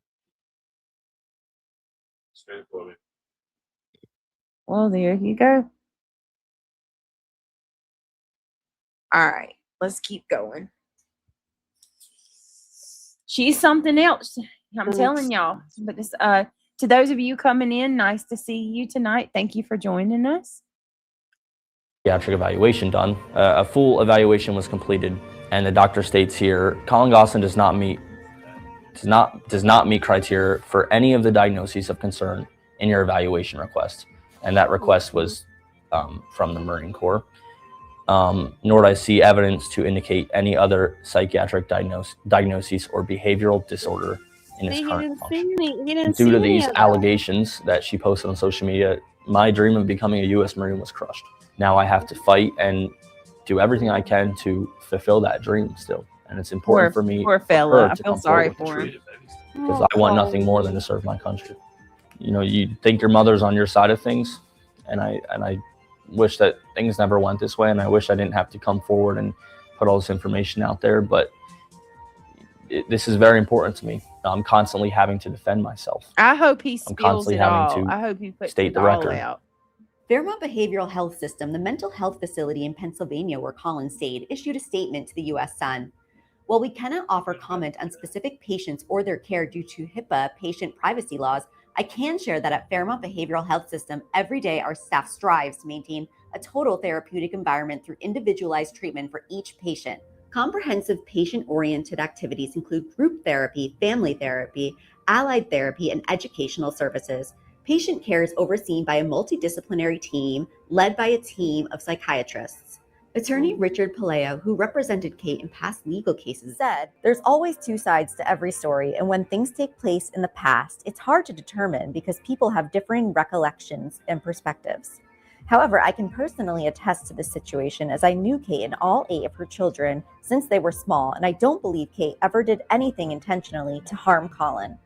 I think she did whatever she did to protect herself and her family from some of his troubled behavior as a child. That's not to say he's got psychological impairment. I'm not a psychiatrist. However, I think if Kate did the things that Colin is accusing Kate of, she would have been investigated by the authorities and prosecuted. Additionally, I don't think the Marine Corps saw Kate's post and decided to throw Colin out. Could Kate's post have had some influence? Sure, I think it may have made them delve into Colin's history, but blaming his mother for being thrown out of the military is misplaced."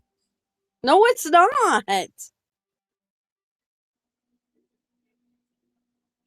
Oh, you people need to stop believing that psycho. She's crazy. I mean, come on. She, for the love of God, that's, Wow. I wouldn't Imagine give her being able to I build. wouldn't give her anything. Nope, me neither. Damn. The time of day. Maybe jail time. That's what I would do. That's where you belong. Of course, she declined to comment. She's gonna get backlash. Oh, it's coming when this book comes out in October. Millions of people are gonna hate her. Yep. And I'm here for it. Me too.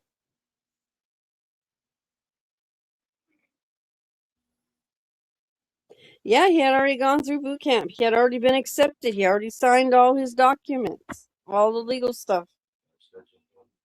He was already in there. I thought. Yeah, he said he went through the training. Okay, I was going to say he went through basic and everything, right? He was already. He said right, that hold in on. his interview. What was he serving? I don't know what his position was, but he was in the Marines. Build anything. Makes me really sad for him. I don't understand why they listen to her. No, Matt, I really don't. What you mean? Why did they listen to what she had written? Why did they take that as gold, so to speak? Right. Why? Exactly. Like she's just the end all be all. She's got all the answers.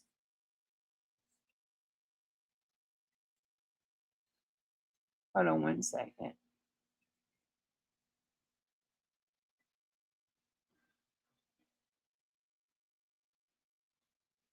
Let's see. I agree with you, Josie. He shouldn't have been discharged. No.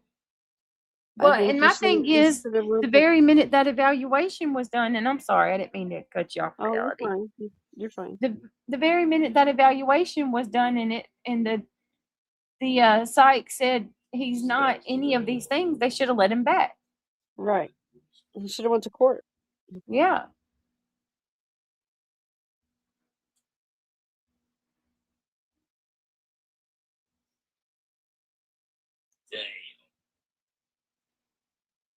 Bear with me. Hold on.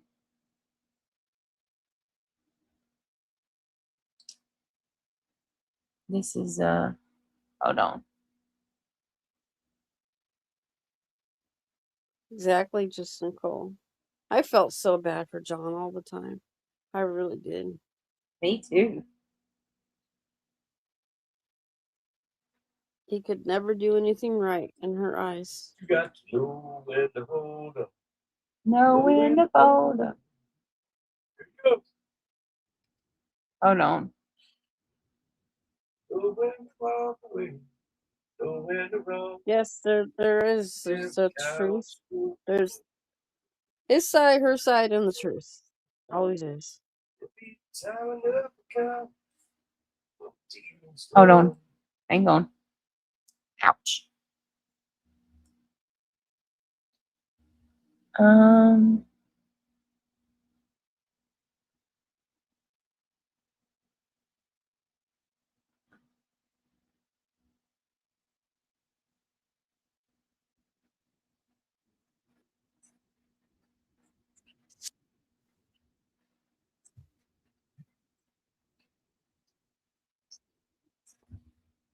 on. All right, let's watch this. This is very short. It's about 4 minutes.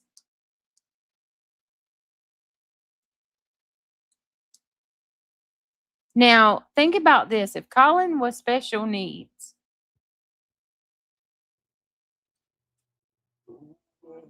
don't you think that would have been mentioned in one of these shows? Because he would have been, unless she's claiming that he had a late diagnosis, usually learn about your kid being on the spectrum. Early toddler, like 2, 3 years old. I told you. Neil had a late diagnosis. He was diagnosed at 5, and they said that's a late diagnosis. So I would think if Colin was on the spectrum, Kate being the Nurse. borderline freaking what's it called? That She was a nurse too, remember that. she gave Munchausen by proxy is what she, like, the vibe she gave me. Not saying she's Munchausen by proxy. I'm just saying she comes off like one of those moms. She would have been like oh, I'm an advocate for autism. You know what I mean? She would have made it a big deal. Yeah, exactly. And you never heard a peep about it at all. I have a son in the Army and one in the Air Force, and both had full medical.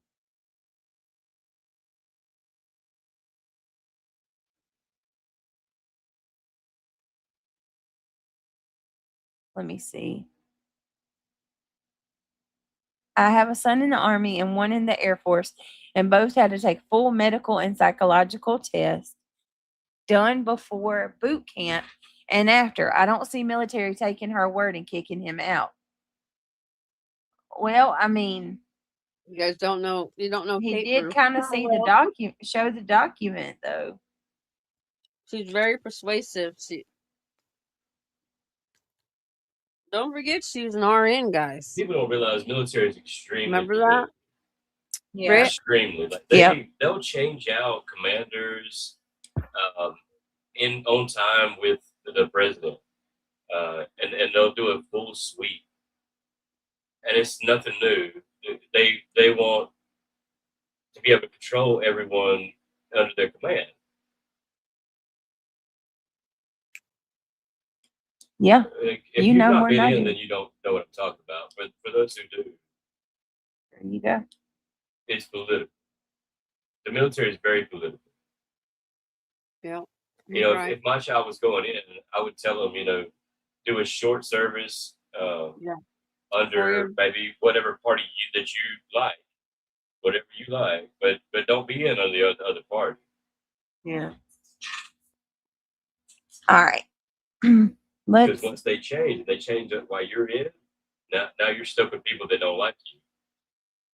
Colin. Their curiosity often know stems from both. confusion about his noticeable absence from family events, and in August 2016, Kate revealed that the young TLC alum no longer lives at home with his family. For the most part, the former couple has kept quiet about Colin, understandably, but here are some details they've been willing to share over the past few years.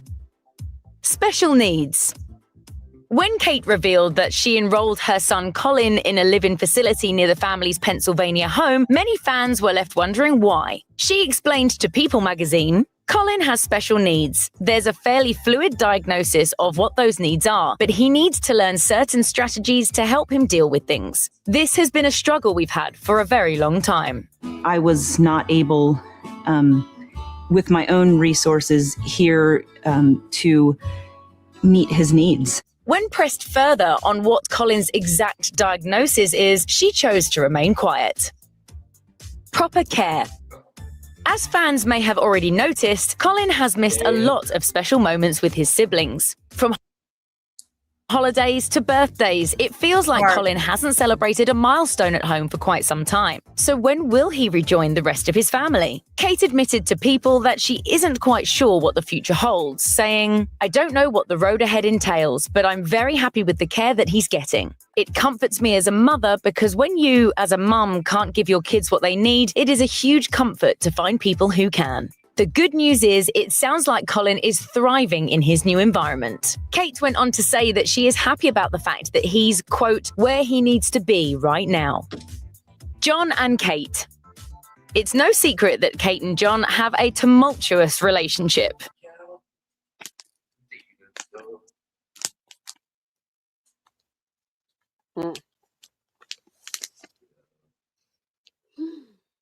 Oh, no.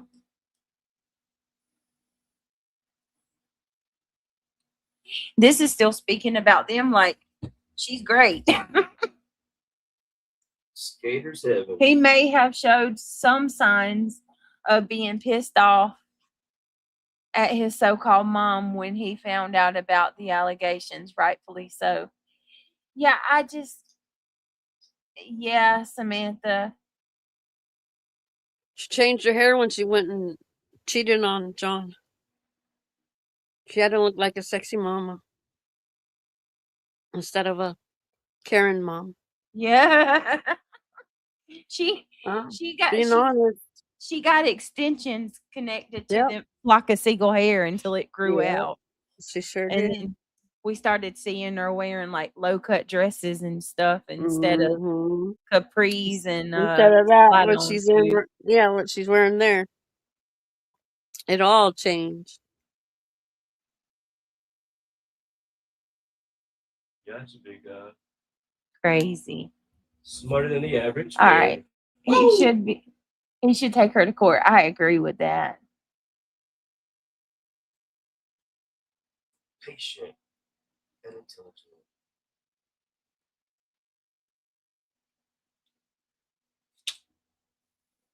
All right, let's see.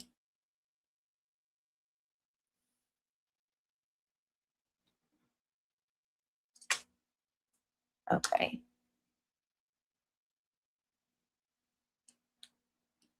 And things reached a fever pitch in November 2016 when John alleged that Kate wouldn't tell him where Colin's treatment facility is located. I have an idea where he is, but I don't really know. I mean, I asked, but she doesn't tell me. She doesn't answer any of my texts. Kate, who doesn't shy away from telling it like it is, promptly responded to John's claims. We are both court-ordered not to speak about the care and custody of our children in detail. She went on to say that she's always known where Colin was, but the world doesn't need to know. was all dolled up. Look at that leave it at that. makeup, her hair. Look at that. Long struggle. She's looking like a cooter.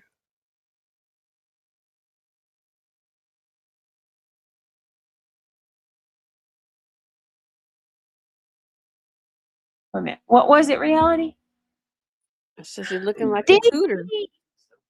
What is up, my friend from down under? How you doing, girl?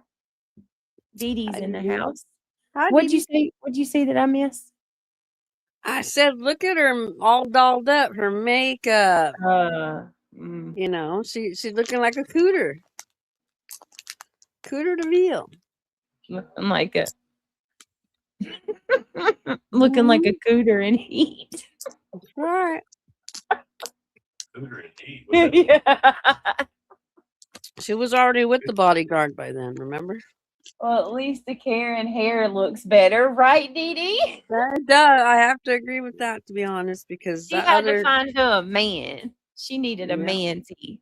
yeah, she had to get rid of that Karen haircut. Oh my Lord. Did I say hey to you, Samantha Does It Right? Or Nomad Beats? Did I say hey to y'all? Good to see you. Come on in. Come on in. All right, let's go.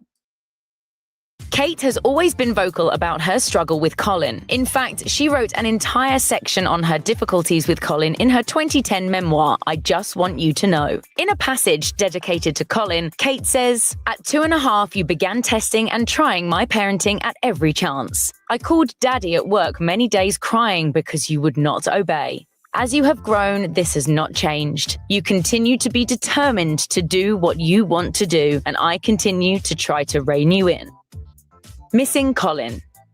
Sometimes the best decisions are the most difficult ones. It goes without saying that Colin's 7 other siblings miss him, and the toughest moments often occur during important milestones, such as the sextuplet's 13th birthday in May 2017. That's In so an sad. episode of Kate Plus 8 that documented the big celebration, Kate opened up about the family's pain, saying, "It's a bittersweet moment, and we've had many of them. You can't Yeah, you know, and damn good and well, she don't give 2 flying fucks if that kid's not there. And that she had full intentions of keeping him in that institution for the rest of, his adolescent days. Shame on her. Like, not even giving a care in the world not giving a care in the world that these kids are separated from one another, and that she's got a child that's in an institution. She visited one time, y'all. One time. For 20 She's minutes. got this baby locked away thinking nobody loves him. Nobody.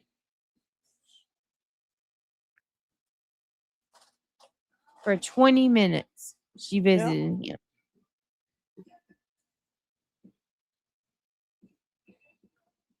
Yeah, 2-year-olds, it's the terrible twos. They're not going to be paying attention. They're going to do their thing. We're trying to figure it all out. They're very inquisitive. Right. Good Lord. Look, you can't do anything without realizing he's missing. So we may not say it, but it's always there. Oh, you're so full of shit. You gonna tell everybody how you didn't tell your kids where he was at?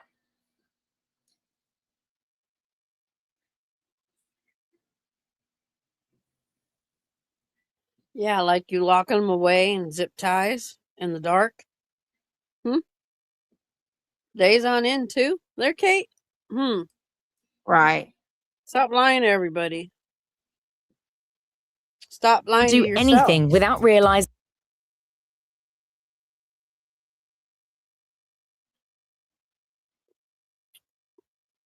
I'm good.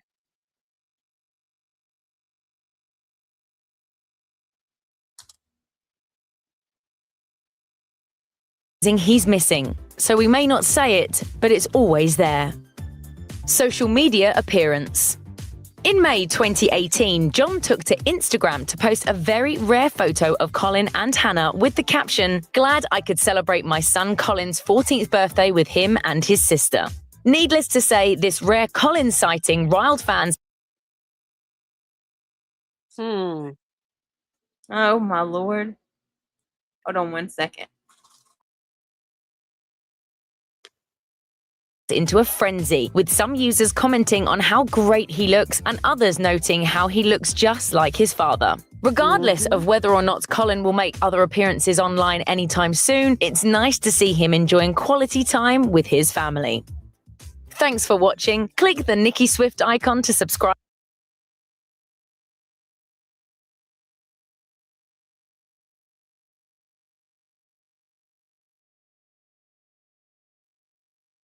Hey, give me 1 second. I got to go grab something and we'll get right back into it. Hey guys, for those of you that hang with us, we got this and we're going to be doing the Taylor. We got a Taylor Parker stream to do tonight too. Give me just a minute.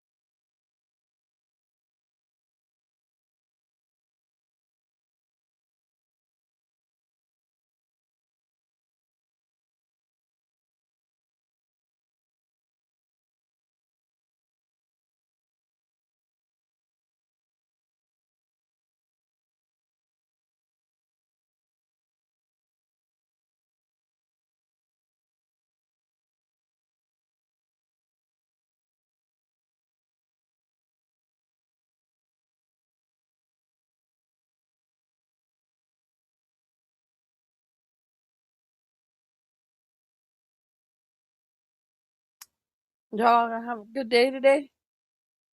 I did. We had rain again. I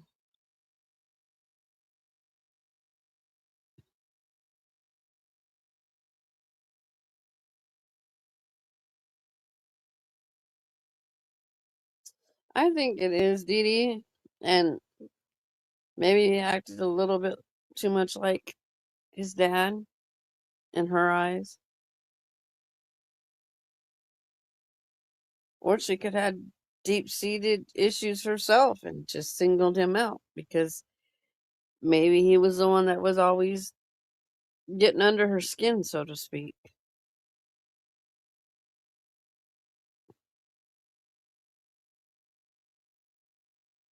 Sorry. I had to go check on my little baby. My little baby. We get it. Mommy duties. We get it. She's still sleeping. All I see is little cheeks. Aw. Little I got fat her cheeks. another pair of shoes today. Oh my gosh, she's gonna love Reality. them. You don't have- oh no. Love them. I'll be getting them out to you here by the end of the week.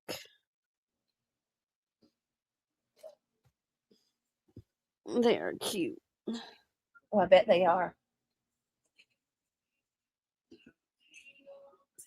Oh my Lord.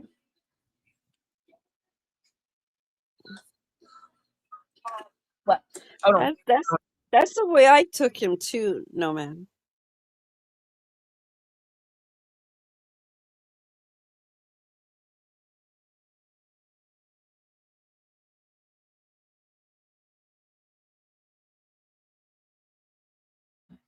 Kids. Mhm. Live with them, can't live without them.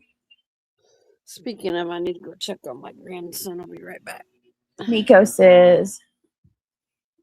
mom just said, Miko just got sick everywhere. I got to go clean him up. Thank you to those who have helped with the registry. Please share with others if you don't mind. Bless you. God bless you, Miko's mom. I hope he's all right. Maybe that's why she singled Colin out. I said it last night. Yes, Dee Dee. That's what I think it is. He looks like his dad, and she resents him for it.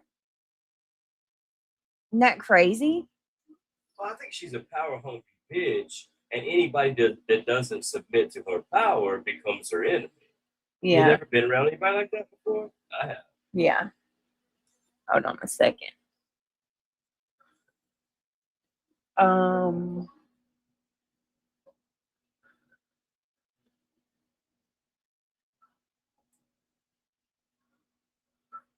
Give me 1 minute.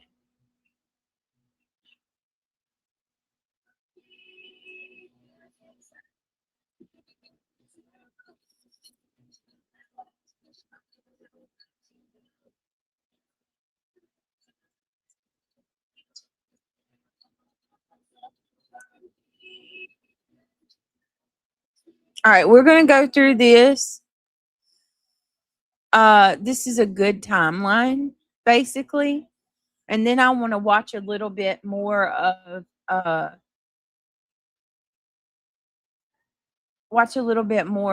her freaking weird moments. All right, here we go. From us, like he would not get to come and play outside with them. I know my mother was going through a lot of things. I mean, a divorce and plenty of different things that can't be easy to go through. And, you know, I want to think that she needed someone to take out her anger and her frustration on. And that it was just kind of me, you know, I was in the way and I was there. So she chose me. I'm not going to say I was a perfect child, but I'd say my misbehaving was no different from my siblings. How sad is that? How sad is that? I was there. I was in the way. That he has to feel that way. You know what I mean? Just heartbreaking. Absolutely heartbreaking.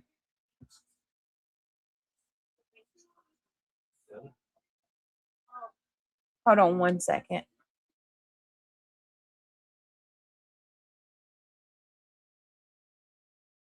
All right, let me go get the little one. Hold on 1 second. I do too, Lee Zimmerman. What size diapers is Emmy in? She is still in a size 1. But you guys, she's teething already. Can you believe that?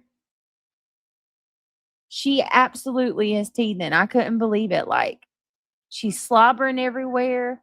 She's trying to like scratch her gums. You know how they like gnaw on everything, like gnaw on stuff, like the bottom nipple, the pacifier and stuff like that. I bought her a special pacifier yesterday, and it's got like it's called a raspberry pacifier. She tore that damn thing up. You can ask Craig. Like, she was just drooling and gnawing, not like her little gums are itching. And yeah, and I looked it up, and absolutely, some babies' teeth as early as 2 months, and she's got all the signs and symptoms of teething. Give me just a second.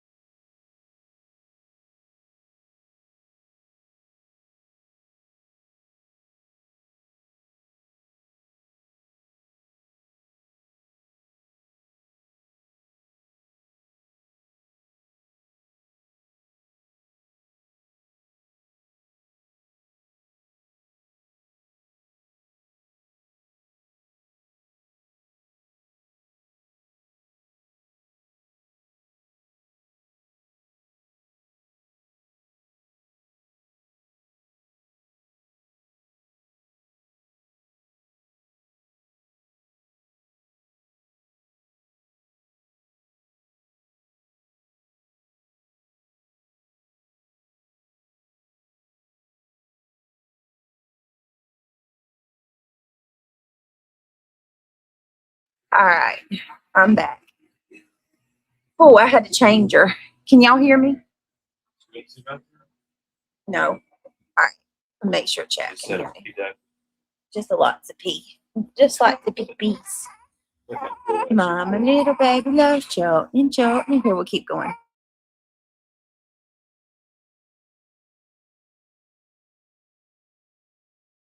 Would be separated from us. Like, he would not get to come and play outside with us. He would eat dinner at different times than us. The Gosselins rose to fame in 2007 when John and Kate landed a reality show documenting their family. The exes, who wed in 1999, welcomed twins Maddie and Kara in 2000 and sextuplets Colin, Hannah, Aiden, Joel, Alexis, and Leah in 2004.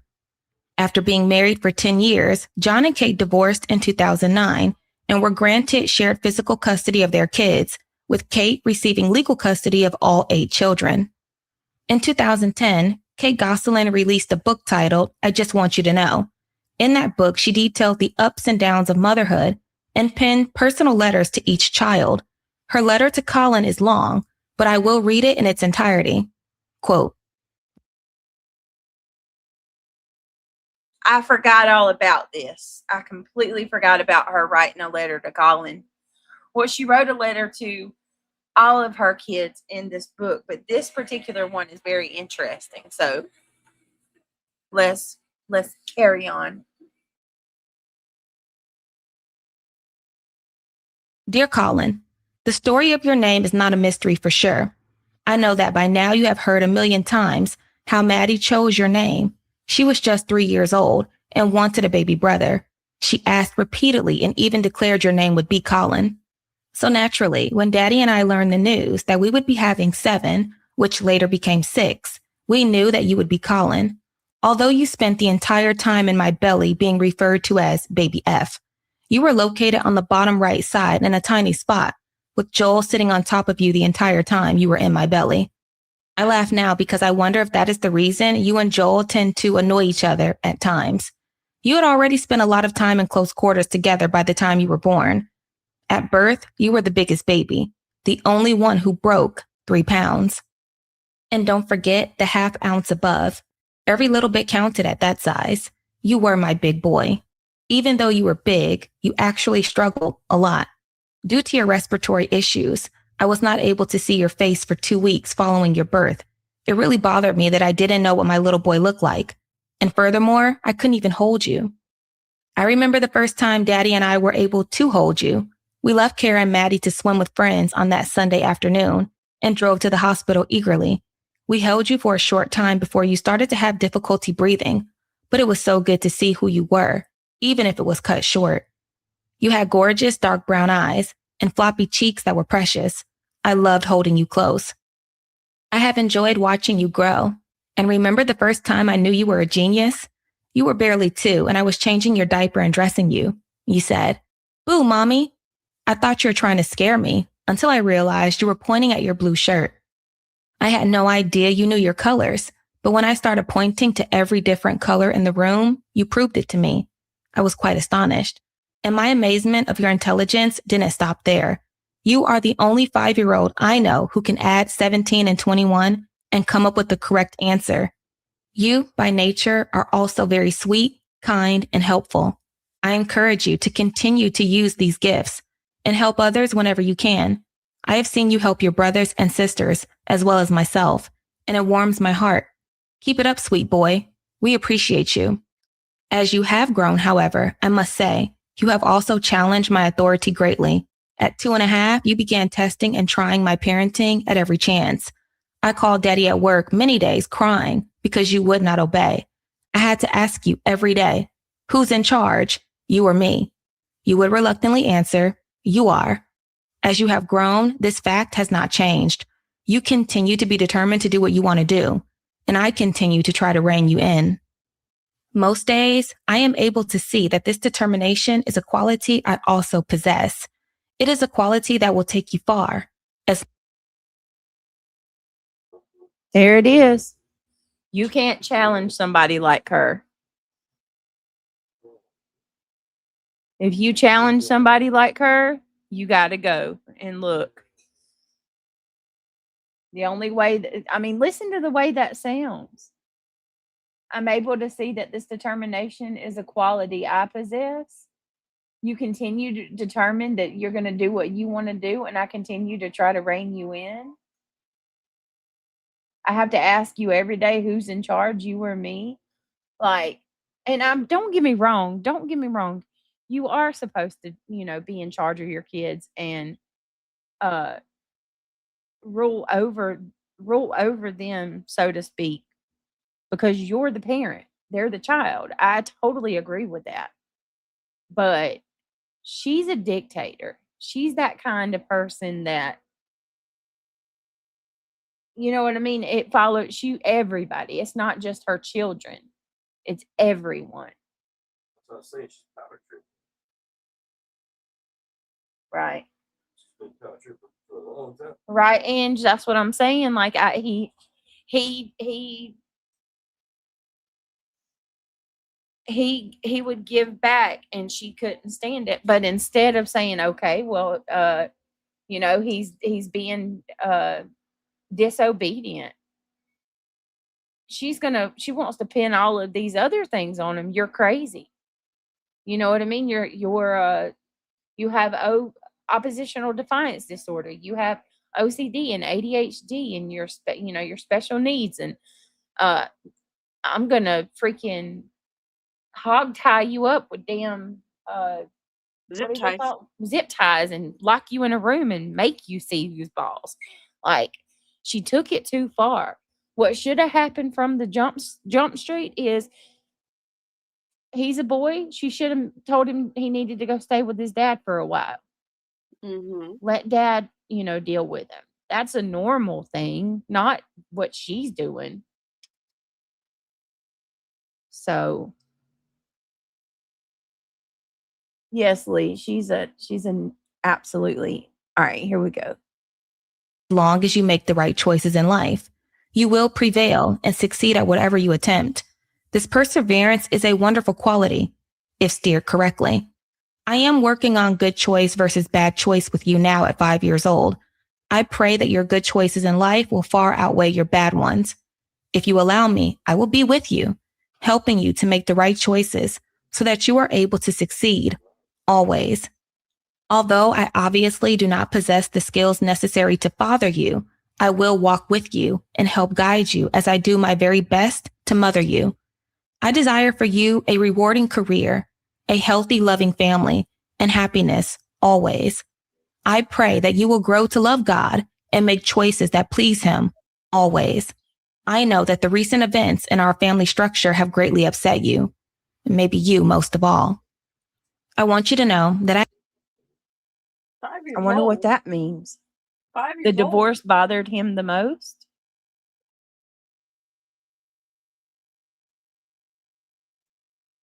Was that the divorce when they were 5? What was it? Hold on a second. Let me see how old they were. I think that's the divorce. Hold on. Maybe that's, maybe he struggled big time with the divorce. Man, I could see that for sure.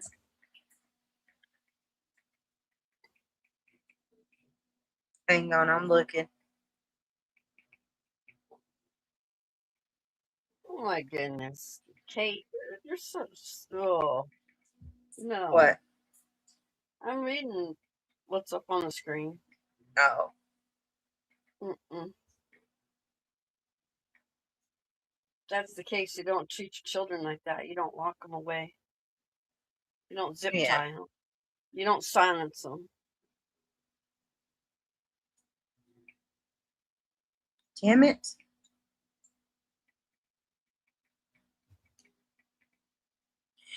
Ah.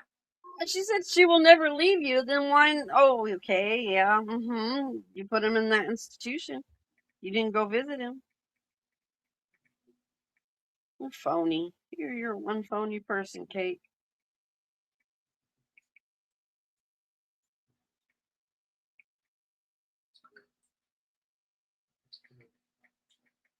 She should be April.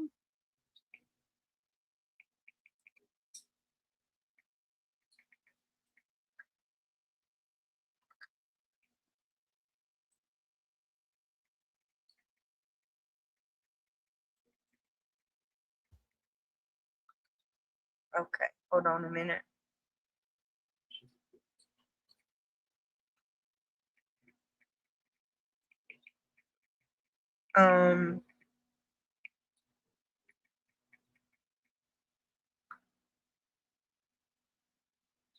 Yeah, they were 5. So they were 5.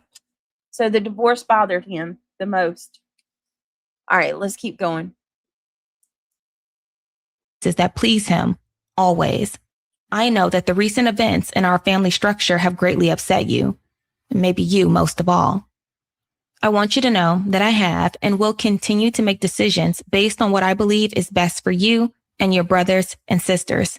These changes, I realize, are still painful and hurt a lot, but I want you to know that my love for you will never change.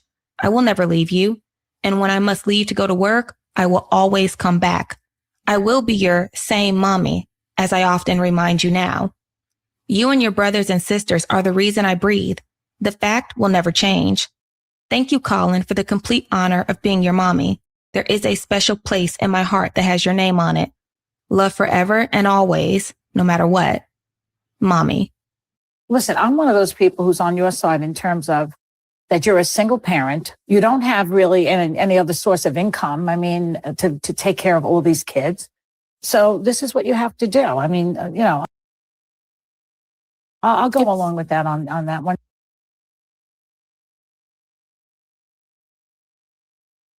Let me tell you, I watched it. I watched an episode. I can't stand The View, okay? Those women, they really are a bunch of squawking hens. Come for me. I don't care. It's true. No, it is Family true. Guy hit the nail on the head when they predicted, or they what do you call it? Like showed them as a bunch of freaking biddies sitting there squawking, a bunch of chickens. I watched an episode today in my research, and I can't show The View because they love to freaking strike you. Of course. But they had Kate on, and it was shortly after the divorce. And I don't know if some of you guys might remember this, but not long after the divorce, Kate tried to, she didn't come out and say it, but she might as well have. She accused John of sleeping with the babysitter. Right. Yes, I remember And that. Kate goes over to John's house when he hires the babysitter on his time. And she goes over there and imposes on it. And look, here's where she starts wearing those god-awful extensions.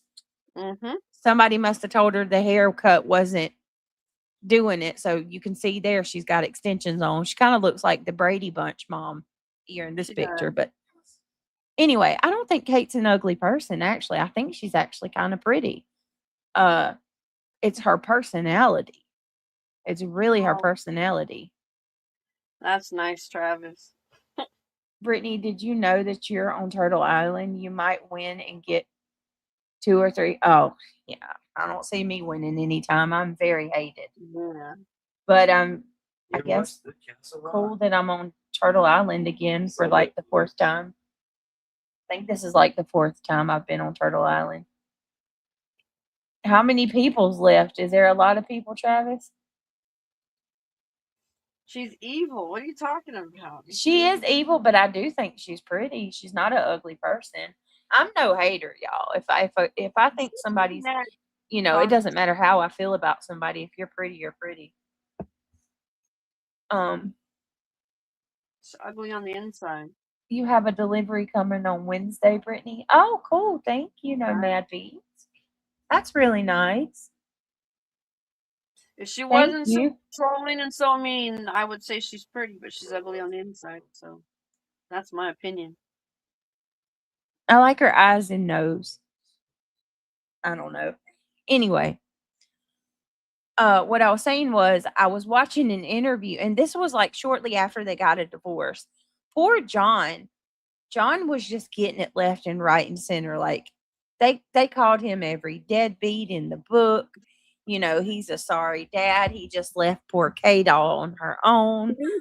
She doesn't look like that now, guys. That was old. That's up there. Yeah, this is her younger. Like she doesn't look like this now. She's actually like, kind of looking a little. yeah, she's looking different. She is Yeah. looking different. Yeah, but I'll get it. So More than one, you can make another one and swap it up. okay. So That was like when they were teenagers, I want to say.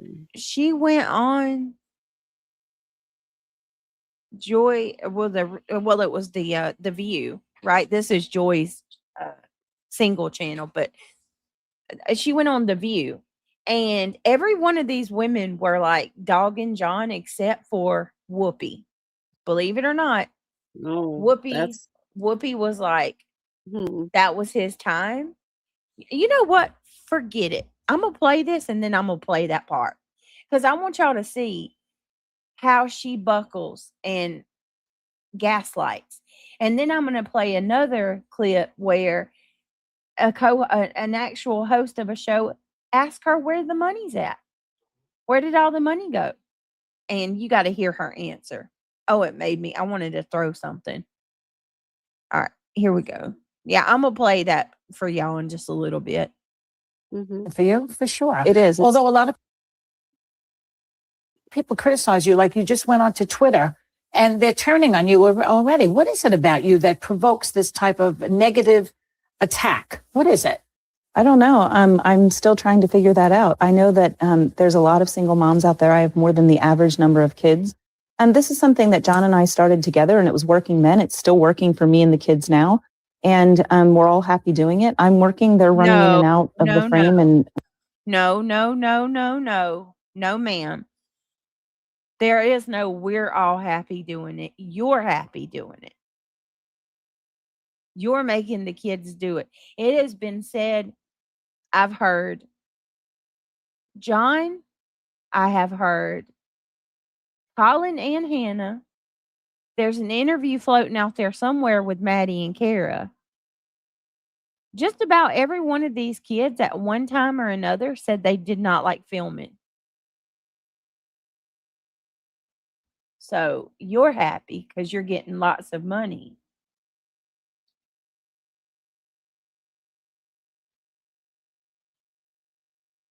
What is it, Nomad Beats? She's not a physically unattractive woman if you didn't know what a bitch she is, right?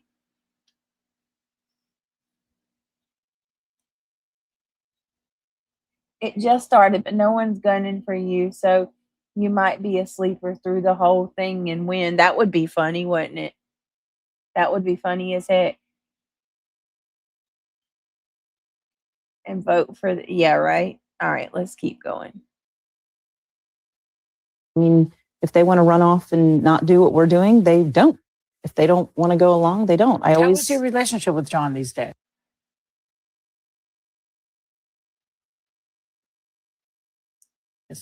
Do you make him grovel a little? Because I would. No, I don't, because I need to put my energy towards raising my kids. There's not enough of me to go around, even if I was married and had a happy marriage. So I respond positively to him, and we deal with each other where the kids are concerned. And, I keep my words positive. I mean that. I don't just say that. I need to look at it. What is best for the kids? What is best for the kids? That's what I say to myself constantly. Well, he went kind of wild after the split. Though Kate was adamant in the fact that she would always do what was best for her children. He went wild after the split, and that was the narrative that they spun. And the shitty part about it all was he was not allowed to speak about it. I'm with reality. If a person is ugly on the inside, I see no beauty on the outside. I agree with that totally. Totally. I mean, yeah, at the end of the day, like once you talk to her and you hear her talk for about 10, 20 minutes. Looks are irrelevant. It's inside that's important. What? The way you treat other people. Okay. And you know what? Cloud Confetti, I like that name. Cloud Confetti said, I was just a kid growing up watching this show. I feel so bad for Colin. I'm proud of him for standing up. His quote unquote mother is terrible. I just I read agree. something. I just read something that she was caught loading up a U-Haul. When? I don't know. It said something about finding out about the book being written, but it said that she was loading up the U-Haul. What? I'll have to get it. I'll show you. Okay. I gotta get can you guys ask reality questions? I gotta get little mama a bottle for Craig real quick. Oh, she's going to sleep on her daddy's chest. Sweet baby girl. Let me go get her. It'll take me 2 seconds, y'all, I promise. And then we got a couple more things to go over. And then we've got a live on the main channel. We're gonna go over there's a new interrogation video of Taylor, another one of Taylor Parker. All right, give me just a minute.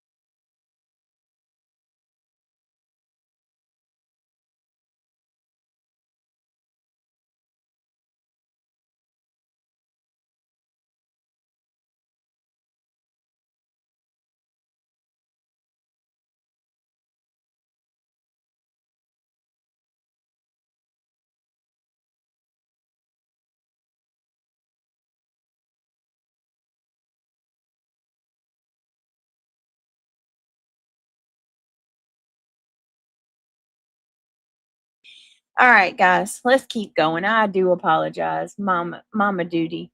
Sparkleberry Shine, good to see you. Yeah, I'm sorry, She would everybody, but I have grandkids that I'm dealing with.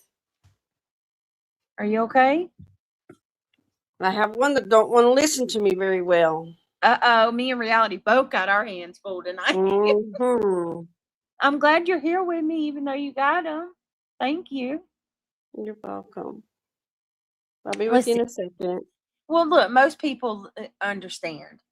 People in the chat are always really understanding here because y'all know y'all are mamas and daddies too.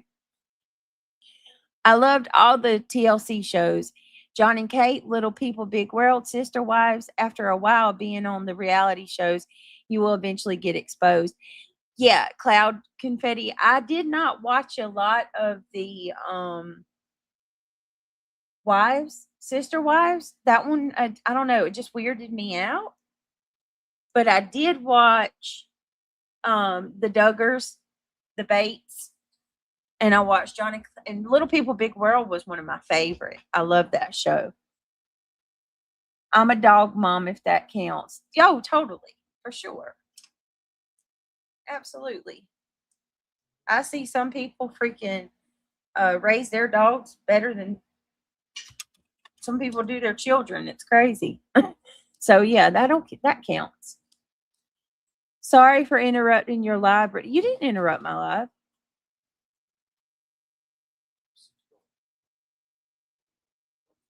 Oh, that's hilarious.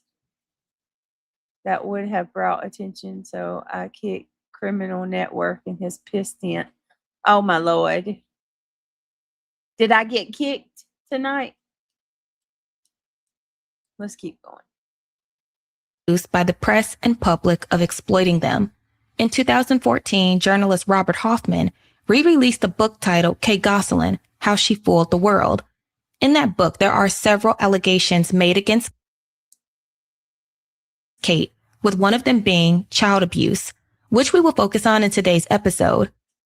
For context, Robert Hoffman was a freelance journalist who worked for Us Weekly and was assigned to cover John and Kate during their show. According to Robert, the information in his book has been collected upon conducting hundreds of interviews with those closest to John and Kate, as well as having access to her journals, computer documents, and court records. In his book, he explains how he was able to obtain this information and why he wrote the book. Quote, "My experiences with the Gosselin children, especially Colin, are priceless to me. Whenever I was with the kids or my kids were playing with them and it was time for us to leave, Colin would always make sure to come and give us big hugs and kisses and say goodbye. Always. And when I look back as I was walking away, he'd still be there waving to us. He has so much love to give and his heart is so big." In 2010, two of these sweet kids, Colin being one of them, were expelled from kindergarten for acts of violence and for using foul language. When I saw Kate go on television to deny they had been expelled and to blame John and the stress of the divorce as the reason they were acting out, I knew I had to at least tell what I know and what I've seen. In the interest of full disclosure, I found Kate's journal while combing through documents and computer disks that she had thrown in the trash the day after she threw John out of the apartment above the garage for good. Kate's journal is what finally convinced me to move ahead with this book and kept me motivated while writing. The journal, once and for all, gives us a glimpse into what happened behind closed doors, in Kate's own words, and provides hard evidence that cannot be disputed. A few months ago, your 6-year-olds, Colin and, or say Colin or Colin? Colin and Alexis were kicked out of school for fighting. Who were they fighting with, first of all? They weren't kicked out of school. They had medical issues that I'm not free to discuss, but they had real issues that we needed to handle. And they're doing great, and they're reading and writing at a top level. And they're going to be integrated before the end of the school year back into school. And they're doing wonderful. Do you have homeschooling? Listen to that story. Currently. So it's a medical issue. They weren't acting out? They were. There was, obviously, they were having adjustment difficulties. At that point, when I pulled them, we didn't know what the issues were. I mean, a lot of parents face things that you go, oh my gosh, this was working and now it's not. And so we had to.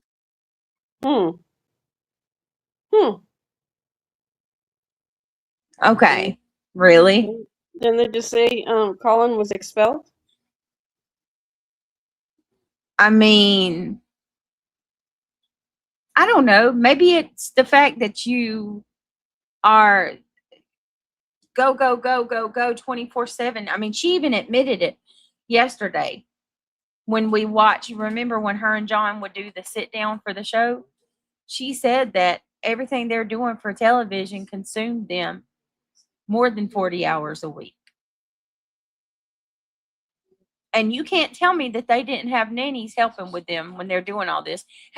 Who's watching the kids? Somebody's watching them while you're doing all of these interviews and book tours, and you know what I mean? She downplayed it all so much. And I'm going to tell you, besides her, probably her overbearingness, number one, was the reason John wanted out. But number two, he didn't want to do the TV stuff. He wanted to have a normal life. And she was just like all caught up in the limelight. Do you know how much they got paid per episode? I'm sure it wasn't much in the earlier. Oh, I'm not sure, Cloud Confetti, but I can tell you that it is a lot, because when she was interviewed on The View, and it wasn't The View, I'm sorry, it was another show. The person straight up said, "You have made a lot of money. I don't think you would argue that you've made it." And she's like, "Yes, but not what they say. But yes, we have made a lot." And they ask where the money went, and she never answers. She just gives all these excuses. Mm-hmm. Yep. All right, here we go. Figure out what the problem was, and they're doing great. Do you think that all this TV thing is hurting them in any way? No, it has. You nothing. don't think so? Mm-mm. I have 6 other kids who are excelling in school and doing wonderfully, and they're excelling at home. And sometimes one school or one situation doesn't work across the whole family, and so when that happens, you have to figure out what the problem is and take care of it. Right. It did take me the better part of the school year, and I'm glad to say that I'm now free to relax and know that everyone's doing well. So that's good. But you have to admit, though, that, I mean, the whole thing with John and the whole TV exposure, that must have had some kind of effect on the kids. They're not. Look at those god awful extensions. Do you see that, Reality? Right there in the. Oh my, I'm sorry. I know that shit doesn't even matter. But do y'all see that? The whole point of extensions is to make it look like your hair's longer. Whoever did those damn things. No, girl. She's just, yeah, I've noticed that too. It seems like it's been an ongoing issue with TLC and these families. I mean, and TLC, you need to protect the kids more, because this is 2 different shows from TLC that I've seen so far where the children's money has been taken from the parents. Why can't... Oh, I just don't like that.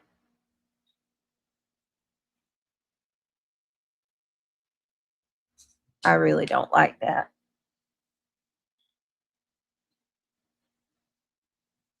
Oh, they got a horror movie called the Werewolf. Like they had the Vavitch. It looks just like the Vavitch, so it's a werewolf. I don't know. All right. Yeah, but the kids constantly do without like their money's taken from them. Money is their goal, Josie, and they're making a fortune.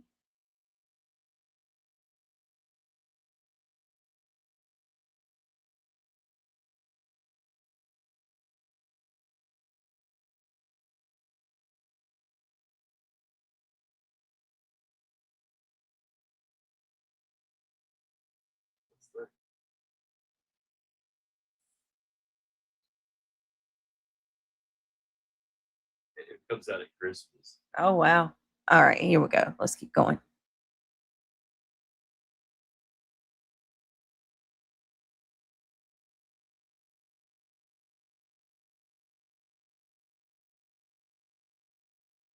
Robots, after all.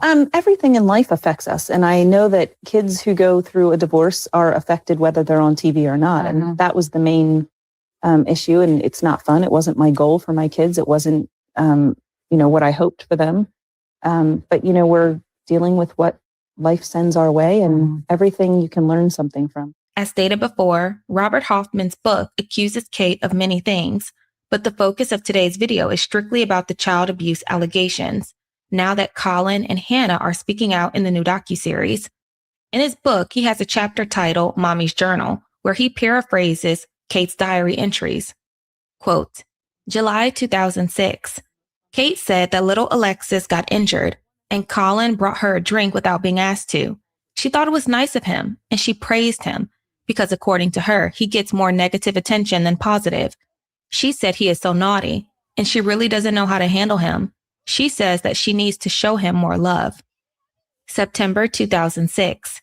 Kate admits that she was a horrible mommy today, and that she failed all the way. She was absolutely awful to Colin, because apparently he was awful to her. She says that he does things just to irritate her. He's only 2 years old, and Kate is beside herself because she can't, quote, control him. She told him to sit in the corner 1,000,000 times, and he disregarded her. She admits to being too rough with him in front of the girls. She says she feels guilty for treating him like that and will try to be a better mommy tomorrow. She says she can't explain it, but she needs to pray for her relationship with Colin. She does love him, but she doesn't understand him. October 2006. Another 2-year-old rough day. Before the official start of nap, the kids stripped again and got spankings. Then Kate got out of control with Colin again, but luckily she sent him to his room until Kate could settle. January 2007. The kids were outside playing, and Colin poured some beans on the floor and was sent inside. He didn't like that, so he knocked down some high chairs in the kitchen, and that set Kate off. Kate said that she was instantly so angry that she grabbed him and spanked him as hard as she could and thought that she may seriously injure him. So she sent him to his crib and whipped him into it very hard. Kate Gosselin said that.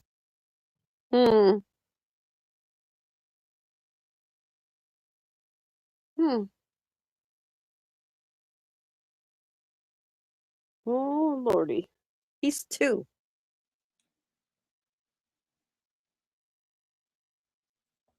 Are you muted?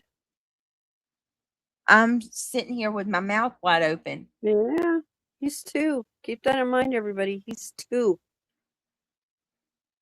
Oh my God. What, Didi, were you worried that we ended the stream?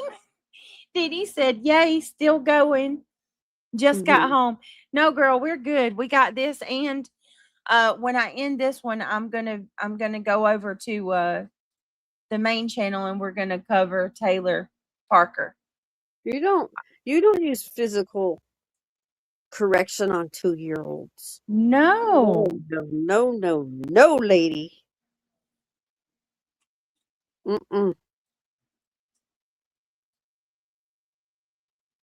Wow. I'm gonna read that out loud again.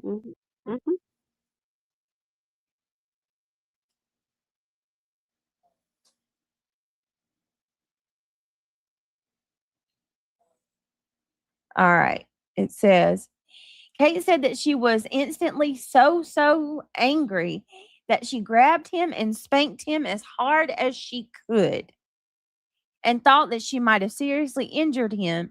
So she sent him to his crib, you guys, his crib, and whipped him into it very hard.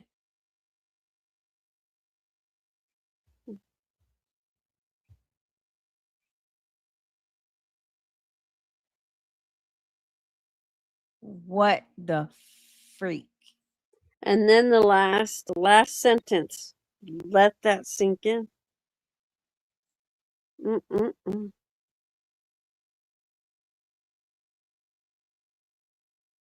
No, he doesn't know any better. No, crib. That's 2 years old. That's a baby. Kate, That's a toddler. look what it says though. Kate wrote today was the day that she. I can't read it underneath the words. You'll have to read that. My stream's going over it. That she felt like she says she felt like she may really seriously injure a child. Yeah. I mean, Kate said she spanked him as hard as she could and thought that she may seriously injure him.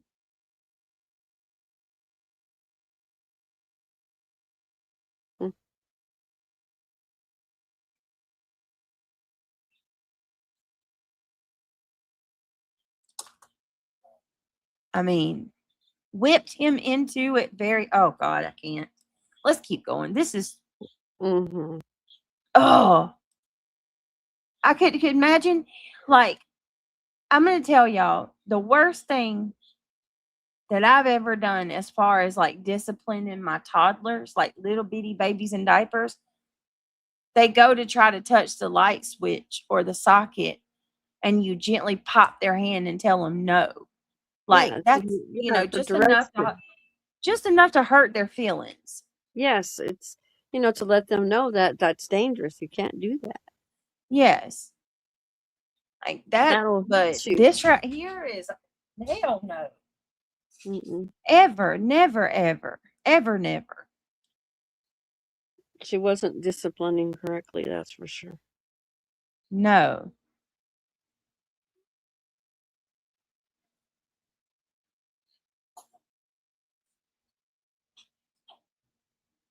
Oh, God bless it. Don't even read it. Just go on. Right, let's keep going. I'm sorry. I'm just disturbed by that greatly, y'all. Me too, but keep going. Hi, D. Cool. It's good to see you. Hope you had a good 4th of July.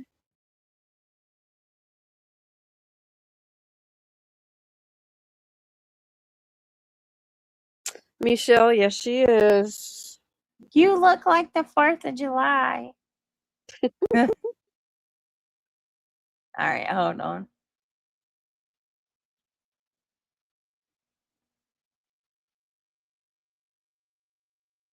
All right, here we go.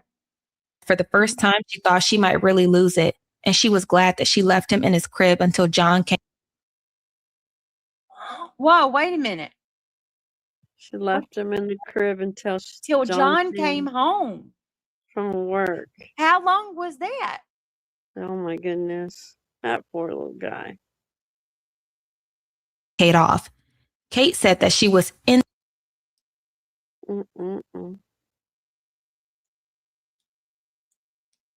Left him in his crib till John came home. How long was that? Did it? I mean, think about that. Good Lord. Shit. I keep hitting the wrong thing. Sorry. Instantly so angry that she grabbed him and spanked him as hard as she could and thought that she may seriously injure him. So she sent him to his crib and whipped him into it very hard. Kate Gosselin said that for the first time, she thought she might really lose it, and she was glad that she left him in his crib until John came home from work. May 2007. Kate said that the kids were naughtier than normal. 2-year-olds Colin and Aiden continue to try Kate's patience.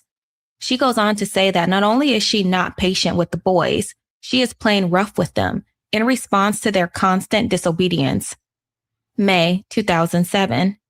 Today, Kate thinks she may have crossed the line with the little kids.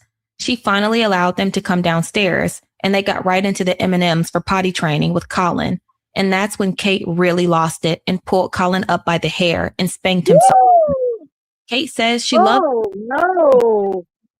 She yanked him up by his hair.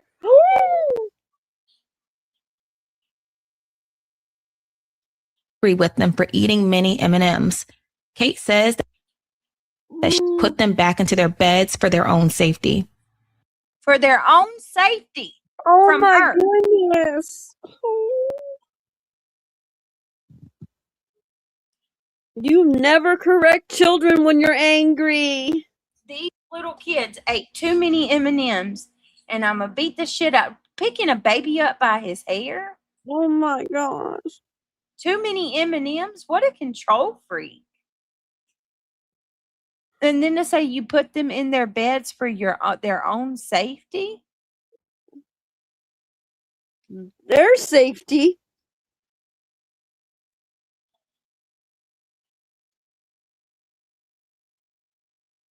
Wow. Hell no.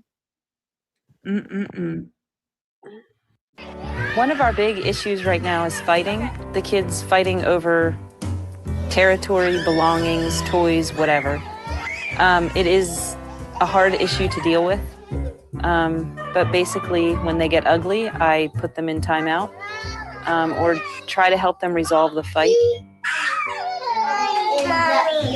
They are pretty obedient when I send them to timeout. Usually they will go right away and sit there. They are obedient and they take their punishments. Colin, you can come say you're sorry to Aiden. Give him a hug. And are willing to say they're sorry. Sorry, Aiden. We talk about why we don't do whatever we did, or we apologize to the correct person. Valley, where's your boo-boo? The door. There it is. Come here, Aiden. Now. Now. Did you bite Colin? Come. Let's see. Did you do this? No. Turn around. Did you do that? Look. Did you give Colin a boo-boo? Owie. Owie. Tell Colin you're sorry. Oh. Sorry, Coggy. No. Oh, no. Yeah. You're not done, though.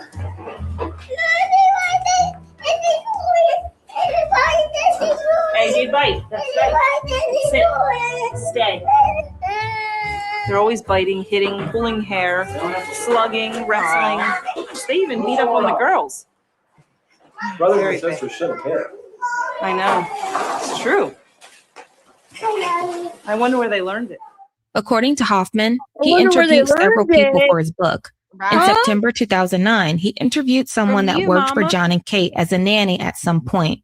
According to Hoffman, this interview corroborated what Kate wrote about in her journal regarding her parenting and temper. Quote, "My source told me about Kate's terrible temper and how she spanks the kids all the time for little things. When they don't listen to her just once, she would snap out and spank them. Kate would get crazy when the kids wouldn't pick up their toys and didn't give them a second chance. She once kicked a Lego building the boys made into a million pieces because they didn't put it away the first time she asked them to. Then she made them clean up the mess she had made, all the time yelling at them to put their toys away. She would run the house like a military base, expecting the kids to jump whenever she yelled for them. If she said something and they didn't listen, they'd get spanked. It got to the point that the kids would cower when she yelled at them because they didn't know if they were going to get hit or not." Honestly, you will never open this door and come in here again. Like our house now, that's a playroom and you sleep on the floor. No one will be found in here. If you do, severe punishment. Mommy and Daddy need their privacy, and we haven't had any for Severe 4 years now. punishment. Excuse me, I'm talking. Come in here. I haven't sleep, Mommy. Now, John, you can help by standing in here instead of wandering. Let's have you talk and try to be like This is the last time you'll ever be in here. what? Speak. So take a good look and then out. No, did you explain why? Because mommy and daddy need privacy. You have your own rooms and you have a whole house. Me. Severe punishment if you come in here. We need privacy. You may knock on our door. You will never open our door and walk in. That's rude. Understand? This is whose room? Mommy and Daddy. Let's go back out. In his book, Hoffman goes on to detail a potty training incident that was caught on camera, which he found disturbing. Quote, "One potty training event in particular bothered me greatly. It happened once again to poor little Colin. He was trying to go to the potty, and Kate left him sitting in a room by himself. For the viewing audience, Kate and the crew had a timer on him to further the humiliation. After more than 30 minutes of Colin sitting, trying to go potty, Kate turns the light out on Colin, leaving him alone in the dark on the potty and telling him, 'Don't get up till there's pee in there. Understand?' Then Kate passive-aggressively taunts Colin by singing, 'Aiden's a big boy, Aiden's a big boy,' because he managed to pee in the potty. Hoffman continues to write that the boys are terrified of Kate and even more terrified to get dirty. He also alleges that a former babysitter told him she was allowed to spank the children whenever Kate was away. According to her, she was given the authority by Kate to, quote, carry out Kate's way of teaching the children for even the smallest infractions. This included spanking the children and locking the children in a room for hours at a time. The same sitter was told by Kate to lock one of the boys in the bathroom for her entire shift because he left splashes of water on the sink and floor without toweling it off. Hoffman also alleged that Kate pushed one of the boys outside in below freezing temperature without his coat, gloves, or hat for 15 minutes because the boy didn't close the door all the way when he came inside from playing in the snow. The child was screaming and crying and banging on the doors all around the house. His face was bright red from being so cold when Kate finally allowed him to come back into the house. I'm not a corporal person. Reality. I try to get down on a level and talk with them. Hold on. Where I think Kate was a more corporal person, so we had major differences that way. My dad grew up. I couldn't get it to pause. Y'all. She made him go outside. Come on, we know it's Colin. Yeah. Does this not remind you of Ruby Frankie? Yes. Yes. It does. Sadly. You good? Yes. I'm shocked. We're just shocked with the stuff we're hearing. She made that baby sleep outside by himself at night as a punishment. You okay? I thought you was going outside.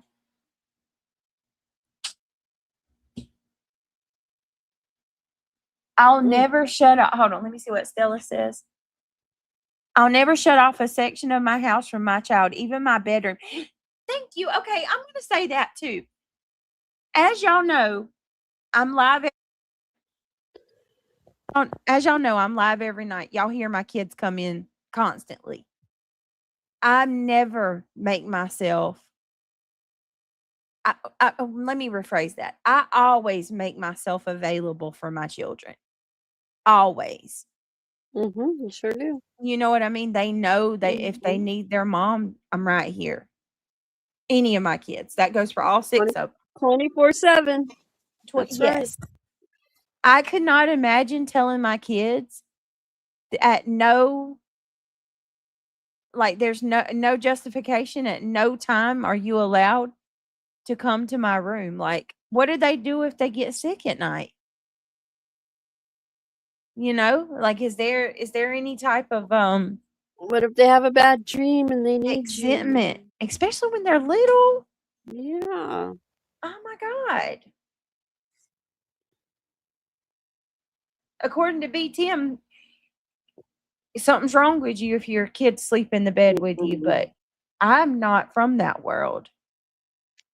No. I've slept with my grandma. I've slept with my mom. I do too. And then my kids slept with me. They've slept with my mom before. Like, if you're not that kind of person, it's not gross. Can you imagine to be afraid to go in your parents' room at night if you're right? Right, exactly. Like, I was always allowed to come in my mom and daddy's room.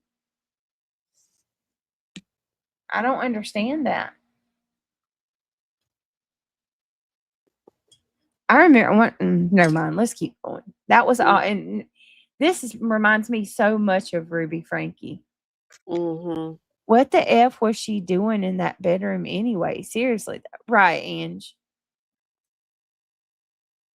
She doesn't even have a religion as an excuse. Yeah, that's true, Dee Dee. Not that I mean, I think they believe in God, but they're not very, practicing. Children have always slept together in the olden days, right, Dee Dee? Like, in the olden days. She doesn't have any, and she doesn't have any children. Not even married. How many children? Oh, yeah. Don't get me started. Ivy League says our kids will bust through our bedroom door with the y'all. Let me tell you, me and Craig's got a California king, and I can't tell you how many nights we'd wake up and the kids would be in bed with us. Like Neil and Christian would be in the middle, and me and Craig will be. We'd have like an inch of room, both of us on the outside on either side of the California king. And you got these two little boys in the middle with their legs and arms spread out like they're making snow angels. Craig's like, Brittany, we got to do something. I can't do this. There's nowhere to, like, remember when Neil and Christian would come get into bed with us, and me and you and that California king would be on the, like, a boat about to fall off of either side, and have these two little toddlers in the middle spread out. Remember that? Like, that's normal. No, I know what you mean, Dee Dee. Like Ruby Frankie. I knew exactly what you were saying. And Dawn No, saying it's her- true. Like, even with, there's nothing that justifies it, but right, even with Ruby Frankie, it's her religion. John didn't like to use corporal punishment. He says it right there. You could tell he did. You could tell he was very passive. Oh, they kicked their crap out of you. Yes.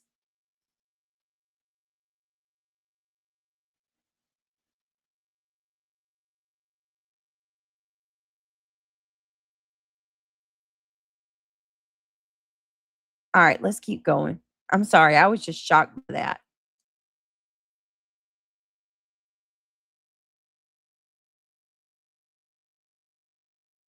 My dad's from Philly, and my mom grew up in Hawaii, so they were different people too. But we always feared my mom, even though she was little. But my dad, he was very gentle and kind, but I would never mess with my father ever. We just knew our place in the house. But I feel like I'm a loving father. I get frustrated. Don't get me wrong. No one's perfect, but I don't know. I just felt like we had different parenting techniques, and that also led to our divorce.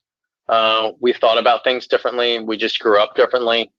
So I think I want my kids to come to me and tell me everything, but I also want them to experience the world and make mistakes and be free and express themselves freely. Where I think my ex tries to control every single thing and try to set a standard and this and that, and don't walk outside the boundaries. But I'm like, how can, they're going to go off to college and experience the world, but if they don't have a foundation, how are they going to function, without any self-reliance or any guidance, with no skills to go into that world?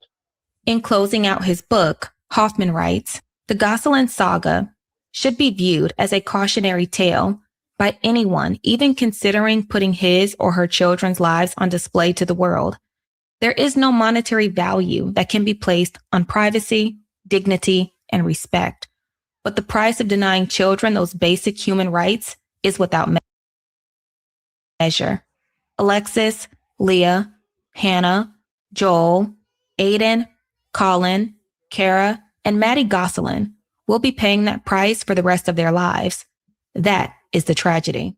I know how people say, you're exploiting the kids. And I don't know how I really feel about it, just to be completely honest. Like, I agree with you that the kids wouldn't have these experiences. And that's what people don't understand, is that this is her job. Like, you're not a celebrity. You're just a mom with 8 kids. Well, just not saying just a mom, but a mom with 8 kids, because that ain't easy.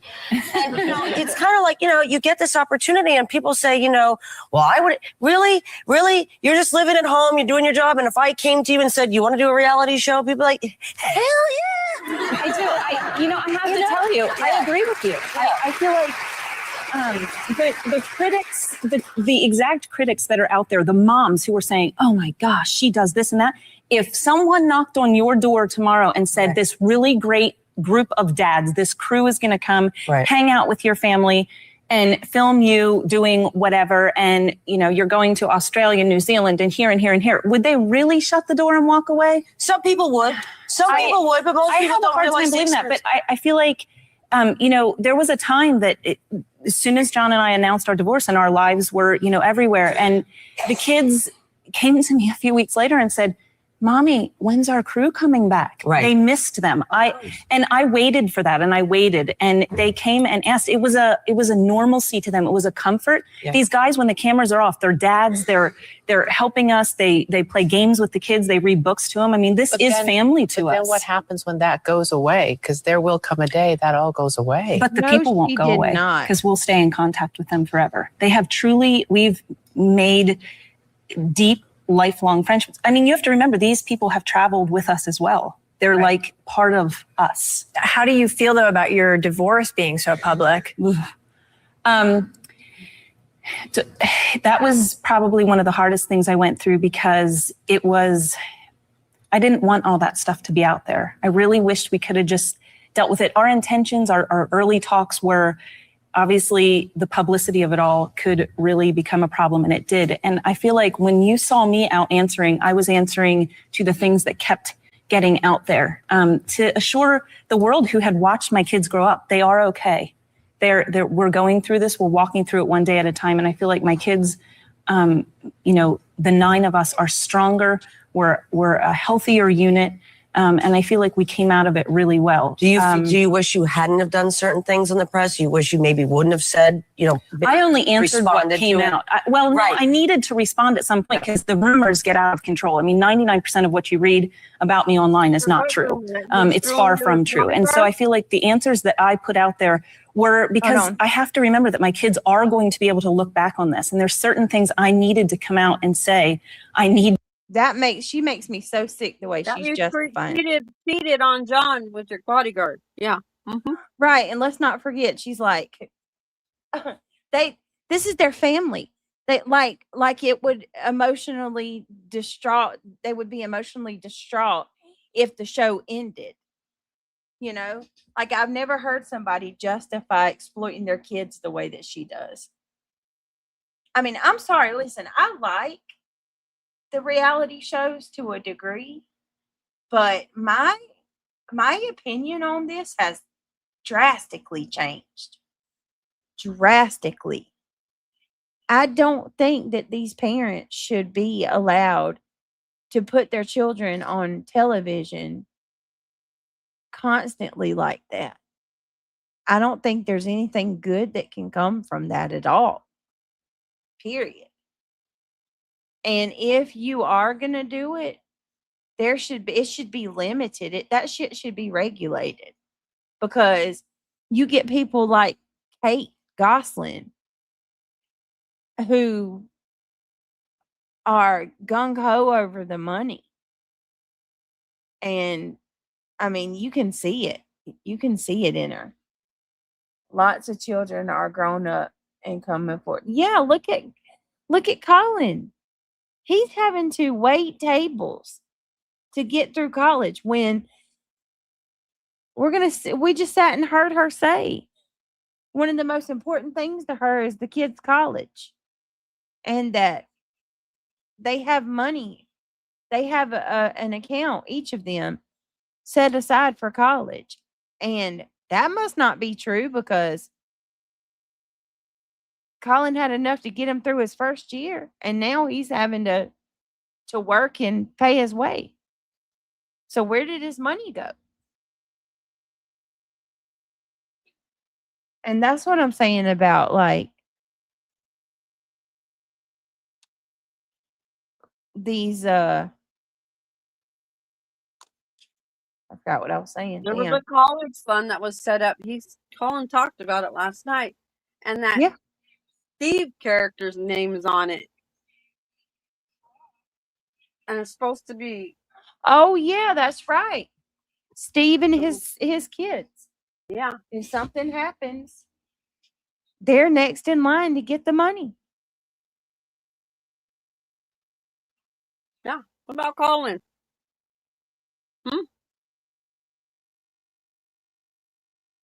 I mean, good Lord. All right, let's keep going. Nomad, nobody knows.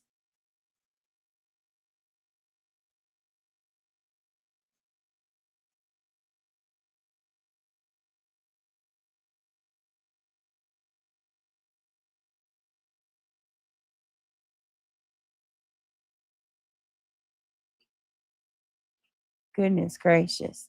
Hold on. This wretched woman, and I am not sorry for saying wretched.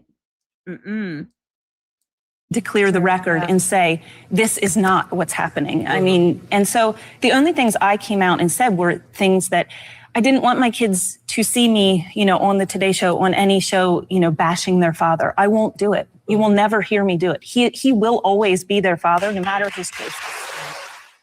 Upon John and Kate's divorce, they would be embroiled in a years-long custody battle, with both of them hurling insults and jabs at the other. And unfortunately, some of the kids would get involved too. In 2014, twins Maddie and Kara did an interview with People magazine where they discussed their family dynamic and reality TV. Here's what they had to say. Quote, "People expect us to be damaged," says Kara. "People think we're supposed to be messed up. Like, oh, the poor Gosselin kids. They're going to be scarred for life. Wah. Here's the big news. Oh my God. We're not," adds Maddie. Good morning. Well, we have not seen you or gotten to talk to you two in a long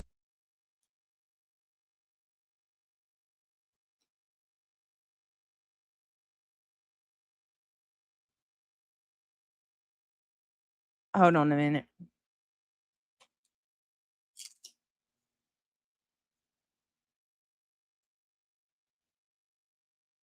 Oh, got it. Here's Maddie and Kara. Naturally, you already hear Kara or Maddie the comment. Oh, people think, oh, the Gosselin kids, poor kids. Like she's sarcastic. She bashed him during the show. At least her hair is better. Dee Dee. Oh my God. Her hair is better. Her hair is better, thank God. I wonder if her kids told her that it looked awful and that's why she changed it.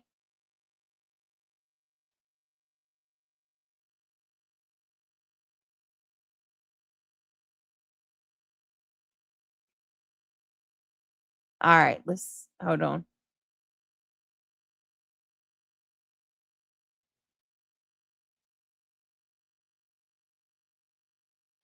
Hang on. Here we go. Let's hear from the twins. long time, and you're out because you want to let the world know that you're doing okay. Oh, Maddie, look at there. Savannah Guthrie. Look at Savannah. Savannah Guthrie. what would you want to say about how you and your sister and your family are doing?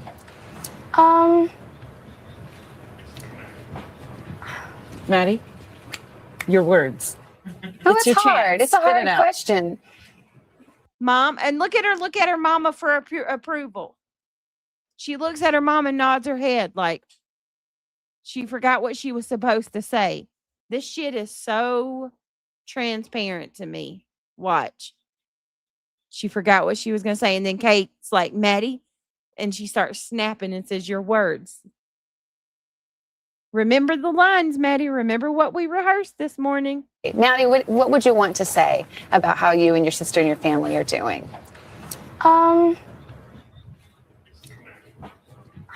Maddie, your words. Oh, it's your hard. chance. It's a Spit hard it out. question. Oh. What about you, Kara? So this is their chance to talk. This is the most wordless I've heard them all morning. Yeah. I don't want to speak for them, but Maddie, go ahead. Sort of the things that you said in the magazine that years later, they're good, they're fine. Go for it, Matt. It's your chance. Wow. Maddie, speak. Don't disappoint me. You know she's going to like tell her about herself after this, right?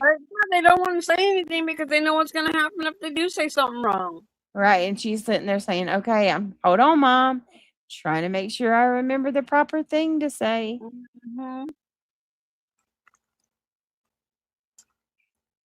Cara, just totally disengaged. She don't want to say nothing at all. No, they probably don't. I mean, goodness gracious. And then look at her. She's like, oh, gross, man. This is so gross. Yeah. I don't see them speaking out. You better change that. Right? No, you just said it. Oh, I said it. Well, let me ask you this, girls. I mean, I don't want to speak for them, but Maddie, go ahead. Sort of the things that you said in the magazine that years later, they're good, they're fine. Go for it, Mad. It's your chance. No, you just said it. Oh, I said it. Well, let me ask you this, girls. I mean, to go out and be in People magazine to say, hey, we're doing okay. Why did you feel you needed to say that? Do you think people had the wrong impression of you guys, Kara? Kara. My gosh. What Kara Yes is or no? thinking. Go for it. The interpreter. Oh, wait, what? What is she thinking? Do people have the wrong impression of you? Oh. I wouldn't say wrong. I would just say not like the full like story. Mm-hmm. Like a lot of people like think that filming like our show has damaged us, but it's only really helped. It's not really done. They're more aware of what is out there, the, you know, inaccuracies, things that are said by the general public, their father, whoever. And Whoa. And there she goes. Not even 3 minutes into the conversation. Not even 3 minutes in. What does she do? Brings up John. I threw some pizza out. There's possible. Oh God. You're not supposed to no matter how you feel about your significant other or your ex, you're never supposed to berate them in front of their kids. Right. That's just, you just don't do it. You don't do it. Yeah, she did. She said she wasn't going to say anything bad. And look it. Oh, my. Hypocrite. Right. Britt, you weren't eliminated, guys. I wouldn't call and vote for her so she can stay under the radar. Flood your votes towards the end strategy. Okay. We need to keep that in mind. Travis. For sure, Travis. Yeah, thanks for the suggestion. And the heads up and the strategy. Okay, well, speaking of strategy, can you guys please click that thumbs up? There's 221 people here watching. If anybody wants to click that thumbs up, please. The more thumbs up we get, the more people. Oh, and you guys have been hyping. Thank you to all the people that's been hyping my videos. I see it. I appreciate it. Means a lot. Trying to get you paid. Oh, I need to get paid, Travis. Let me tell you, I freaking. All right, let's keep going. Thank you, PJ. I know it is that because they don't want to say anything. Yeah, because their mom will get them after the show. Yep. And that's why they look at her. And that's also why they're repeating.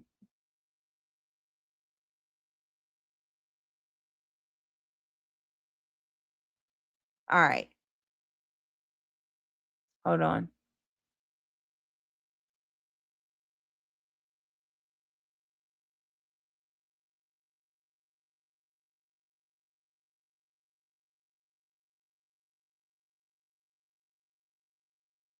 All right, here we go.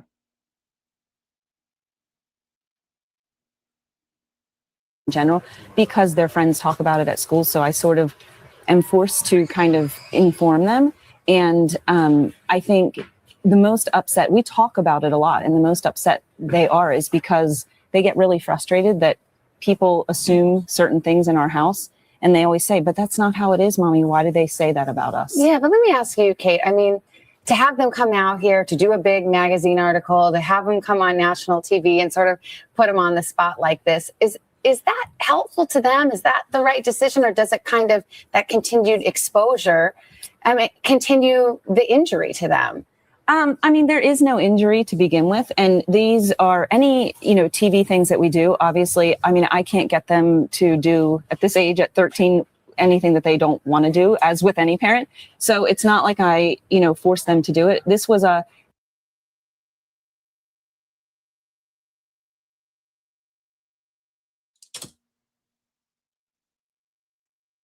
hey, the Today Show asked us if, same with the People magazine, asked us if we wanted to do this. How do you feel about it?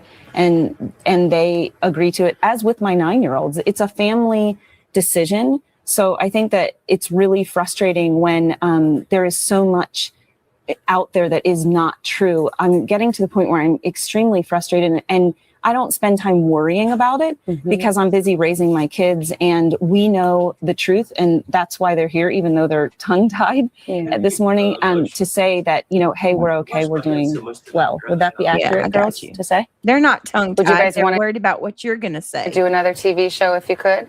Yeah. You would.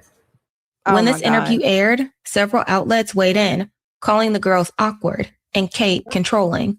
John also commented and shared his thoughts, saying that the girls were manipulated into doing that interview and that Kate coached them on what to say. In May 2015, John filed papers seeking full custody of Hannah, who was 11 at the time. A source told E! Online the following, I think. quote, John is filing for custody because Hannah has expressed she is unhappy and uncomfortable in the house with Kate Gosselin. In a perfect world, John would take all the kids, but he's not in a position to. For now, he's at least trying to help Hannah. Out of all the children, she's the one voicing her discomfort. So far, John has been tight-lipped about this because he's not seeking media attention. It's just about helping his daughter. Well, I've been going to court for 12 years, so it's not an easy battle. I had shared custody. I lost some kids. I had joint legal. I lost legal. I got legal back. I've been through 9 attorneys. I've probably spent 1.3 million in court, back and forth with everything else. But pretty much I didn't give up. I mean, I pretty much go to court every month over some custody dispute or something like that. It's getting better now that the kids are getting older. You knew it, of course. So what my attorneys and hers decided is custody is left up to my children. So if they decide to go live with mom or they decide to live with dad, it's up to them. Now we do have a guardian ad litem. So it's like having a third parent.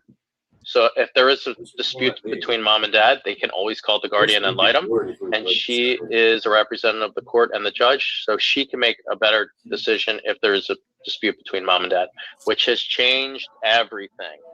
So I like it because now mom can't just say, well, so-and-so says this.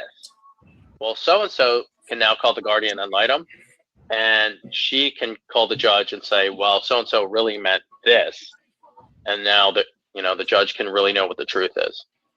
As John and Kate headed to court to battle it out for custody over Hannah, another one of their kids would make headlines. This time it was Colin. In an interview with Steve Harvey, John informed the world that he hadn't seen Colin in over a year and that he had no idea where he was and why. How much do you see your kids now? I see my kids every week, once a night. I have a dinner night with them, and then I have them every other weekend. So I do a Friday, Saturday, Sunday, Monday. You get all of them? Most of the time I get 4.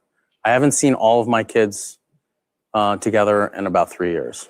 I only get what I get.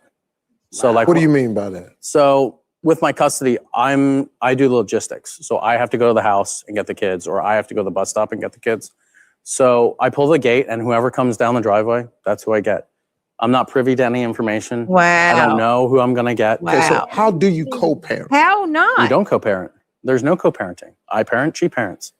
At one point in time, I would love to co-parent, but I don't. At this point in time, I don't see it happening. You all now don't the talk. kids are stuck in the middle between us. You all don't talk? We don't talk, no. At all? Zero. Court. We're talking court. How does this affect the relationship with the kids? What have you noticed? I mean, I haven't seen my son in a year and a half. I don't know why. I can't talk to him. Are you given a reason? Nothing. Zero. So it's like stopgaps. It's very frustrating. Okay. I'm more frustrated than angry. Okay. About 7 months after this interview, John appeared on Entertainment Tonight, where he once again stated that he hadn't seen Colin in a very long time. He would also elaborate on his estranged relationship with his other kids. Matt and Kara, I don't see that much or often. We're kind of not talking right now. The kids that I do get are Hannah, Leah, Joel, and Aiden. Sometimes I get Alexis, but not often. And then Colin, I haven't seen for a really long time. I mean, I go to the house to pick them up. I can't trespass. Hey, give me my kids. It doesn't work. I mean, I'd have to go to court every single time. So I'm figuring all that out right now as I get more stable in my life and my career. Not long after John's interview with Entertainment Tonight, Kate did an interview with People magazine. On the cover was a picture of Kate and her 7. Colin was noticeably missing from the cover. In the interview, Kate would finally disclose what happened to him, saying, quote, "Colin has special needs. There's a fairly fluid diagnosis of what those needs are, but he needs to learn certain strategies to help him deal with things. This has been a struggle we've had for a very long time, and it's one I've dealt with on my own. I felt very alone in this. By the same token, it's not something that has only impacted me or him. Our entire family has been impacted.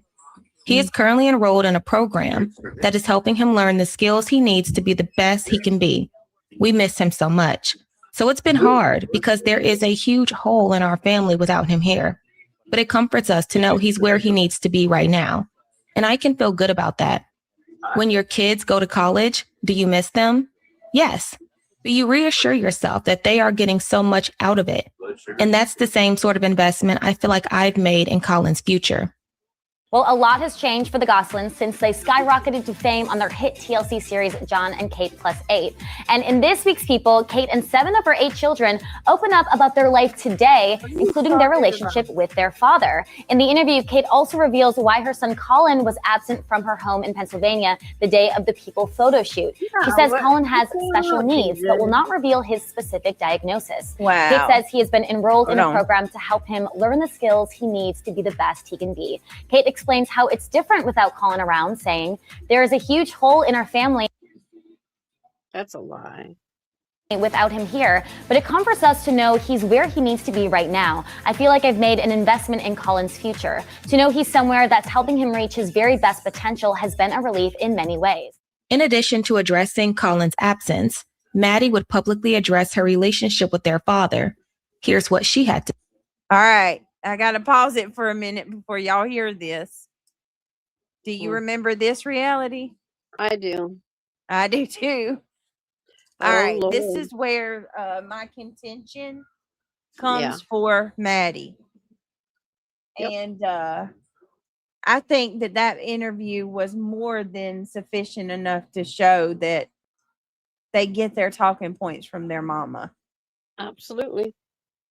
Can someone drop Kendall's link to the Amazon fund for the puppy surgery? Yeah, I'm who's sorry, Kendall? that wasn't Kendall's. That's not Kendall's. Yeah.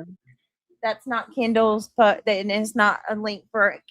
Please, let's get that. Let's fix that, please, because I don't need that. They came That's in here not. to It's start not a shit. link for Kendall's fundraiser. Kendall does not have a fundraiser. She doesn't have a puppy fund or anything like that, love. They came in here to start shit, Britt.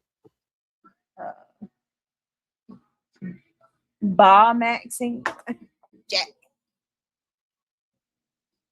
As a matter of fact, I'd rather not drop any links to you guys. No. Please don't drop any more fundraiser links or anything like that for tonight, please. Nope. All right, get ready for this one, guys. Yeah, check your messenger, please, my dear. Okay. All right, let's keep going. Mm-hmm. Yeah, I know, PJ. Oh, 15 minutes new, PJ? Go figure. Well, they're coming to start crapola.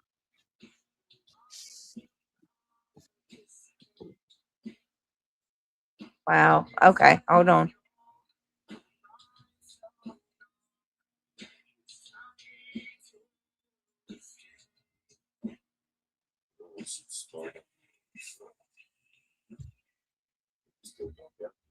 All right, here we go. She has her mother's mouth for sure. I see that 100%. To say, quote, he makes it seem like we're being kept from him, which is insane. He should maybe spend some time thinking about why we don't want to see him, and maybe realize that if he ever does want a relationship with us, talking about us on TV is not the right way to make that happen. He doesn't even know us. How can he dare to talk about us? Maddie and Kara's father, John Gosselin, went public and said that he hasn't seen them in years and that they are not even speaking. This was something that Maddie and Kara were not prepared to have made public. And yet when I spoke with them last week, what impressed me most of all was the poise and maturity with which Maddie handled herself. They're not going to join him in his game. And as such, Maddie would not reveal specifically why she does not want to see John. To have reached that level of maturity and perspective before age 16 is pretty impressive. And for someone who was once labeled by some viewers as the problem child of the Gosselin family, it's pretty great. When the article came out, John was not pleased and accused Kate of once again manipulating and alienating the children. Though Kate revealed that Colin was in a facility for special needs, she never stated what facility that was exactly. And according to John, she refused to give him any more details.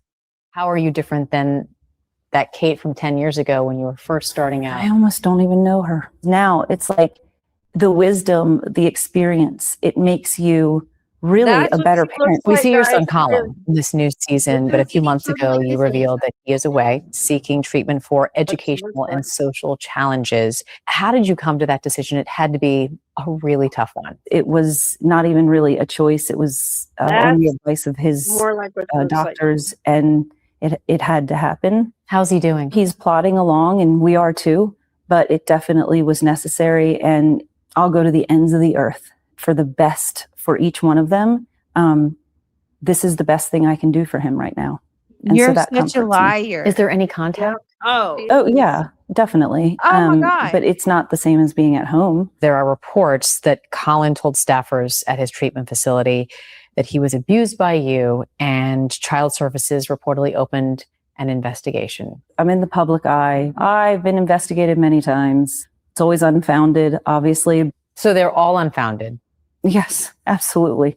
John said that he has no idea where Colin is and that he has not seen him in a year and a half. He claims that you won't tell him where Colin is. We are both court ordered not to speak about the care and custody of our children in detail. I've known all along where he is, but the world doesn't know.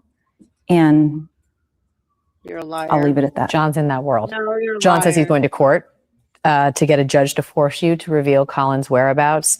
Are you prepared to take him on legally? I've lost track of how many times he's said that. I'm really focused less on what John has to say. As their custody battle over Hannah continued, John and Kate would remain at odds. That following month, John's mother accused Kate of brainwashing the children. In an interview with In Touch Weekly, she said, quote, Hannah told me that Kate made her and her brothers and sisters all chant, "We will not visit John." Wow. Not even, "We will not visit Daddy." She makes them say John. I'm down a parent. So it's, I'm really outnumbered now. And I have to be kind of the mom and the dad. And that's hard. So it's been, double duty. And there's nobody to back me up. So that's been, it's really challenging. But it's not something, I have more than the, average number of kids, but it's not something that I'm doing alone. I've found that you're suddenly tuned into, there's so many single parents out there, single moms, single dads, and we're all just kind of like trying to pick up the pieces together. They want a dad who's there for them. I think as for any child. And I think, if I'm going to be really honest, there was kind of the old John and the new John, and none of us can quite understand like what happened there. So we struggled together. They coined it years ago, old daddy and new daddy. And that's understandable, but like hard to kind of digest for all of us. I could live my whole life without them and be, I'm a very visual person. So your emotional and psychological energy, like if you I do actually picture it as like a barrel of energy. Like this stuff just it drags you down. It eats away at you. It drains your physical energy, and it's probably the most difficult part, because I could sit here and I could do every talk show and every news show every day for the rest of my life. And what's so upsetting is that you could. there's still going to be a percentage of people that still can't tell the true me from the tabloid picture they've created. Oh my God. There just wouldn't be Kate Gosselin if it wasn't for my kids. Everything I do for them. I mean, being on TV is not easy. Having tabloids written about you constantly is not easy. Having an ex-husband who doesn't see the value in. Don't get it twisted. This heifer, this hoe bitch that we're watching, she very much is. I'm sorry. She very much is one who will tip off TMZ, uplifting his children and his to be, on the corner of whatever road she's going to be on in the next 10 minutes. She totally tipped TMZ off to get attention. She ain't fooling us. She right through you. Yeah, and what about how you notice how John said that he went through how many, like what, $250,000 already? Nine attorneys. From the divorce. He's went through all that money. And so he he said can be a part of the children's lives, and he still doesn't get them all. He still didn't get them all when they were growing up.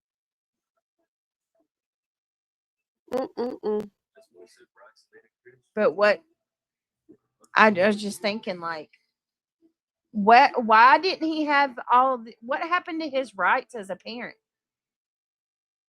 Yeah. How was she, like, somebody dropped the ball? Yep.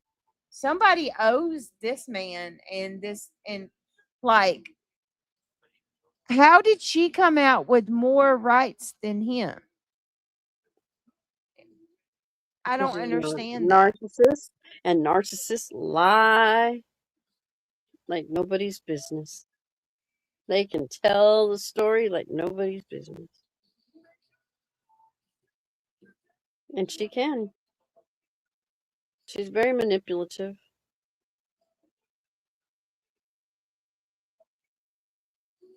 Are you going to sit around and attack other Christians? Who is?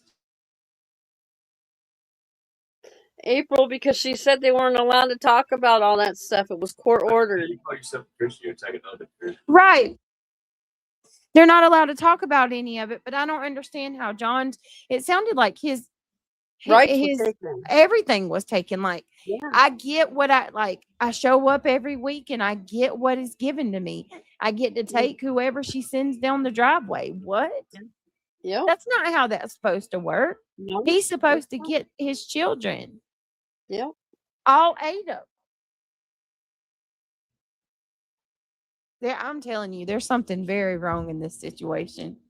Yeah, that's not family dynamic at all. It's terrible.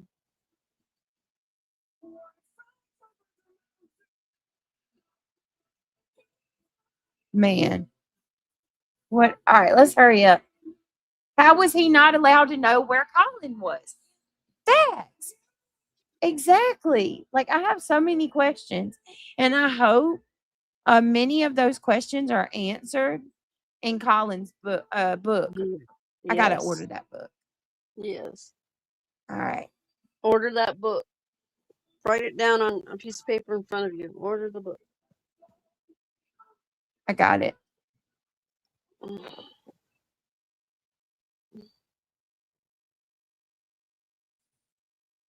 Yeah, because he wasn't an abusive father, okay? He wasn't neglectful. He was working. He had money he could provide. Why was his rights taken away? I don't get that either.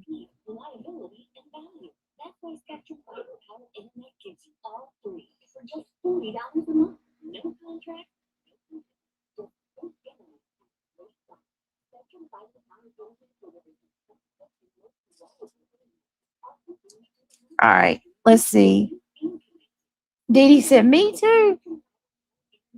Brittany messaged me after this live stream, please. And think, got a secret. I will. All right, I got to ask y'all real quick. Sorry, I have to do this for my stream. Thumbs up, everybody. If you want to become a member, I need to do a members only stream this week. Desperately. All right. I think we're about done with this, you guys. I got to get over to the Taylor stream. Hold on. His family, whether he chooses to be on a show or not, is extremely difficult. But I can't change those things. All I can change is me and my response. Yeah. In August 2018, after a 3-year custody battle, John was awarded sole custody of Hannah. Oh, there it Though goes, this was sole a huge custody. victory for John, he still needed to fight for Colin. The following month, John filed paperwork seeking full custody of Oh, it Colin. was only a month. At that point, he was aware of what facility Colin was at and sought to remove him from it. Kate institutionalized him without a diagnosis and then created a diagnosis. Wow. I pulled him out of the institution. He was wrongfully institutionalized. He did not need to be in an institution. Just because he was a difficult child did not mean he needed to be sent away. Against my will, against my right. I did not know where he went. Against his will. And it took me against 2.5 his years right. to find him. And then it took me an extra Against year to his get him will out. And right. John, how's it possible? You What did an not know where your evil son is. bitch. You have custody over these children. I had physical custody and not legal at the time. And the only way I found out that I knew where Colin was is Colin wrote a letter Oh. and his roommate smuggled it out. Y'all. His roommate called my manager. His roommate. My had manager to vetted smuggle the it roommate out. because you never know. It could be anyone. Right. Poor And that's how I Colin. found out that where Colin was. It says, I'm not trying to trick you, but I still love you. I told mom I want to live with you, but she said no. And then later on, 2 sentences down, she says, she was abusive to me after I left your house. I'm sorry. I'm counting on you to get me out of here. How sad It's is painful that? to read that from a 12-year-old. 12 Yep. years old, you guys. 12 years old. How'd you feel when you saw that crayon written letter of desperation? It was heartbreaking. And I was actually in the airport in Mexico when it was sent to me. And I felt like we got to figure this out. So once I got joint legal, I presented the letter to the judge. Obviously, he was like, this is crazy. We asked Kate, Wow. where is he? She wouldn't tell him. I said, I don't need to know. I What? have the letter now. And I called the special needs facility. They said, Mr. Gosselin, we'll do anything you want. You can be fully involved. I got my car. I drove to him. First time I saw him in 3 years. What was that like seeing your Oh, son? man, I cried. He was different because he was on like Thorazine and like Oh my all God. these medicines. Like, They had him on all Thorazine. kinds of drugs and In shit. December 2018, the court awarded John full custody of Colin. According to John, this process was vastly different compared to when he sought custody of Hannah.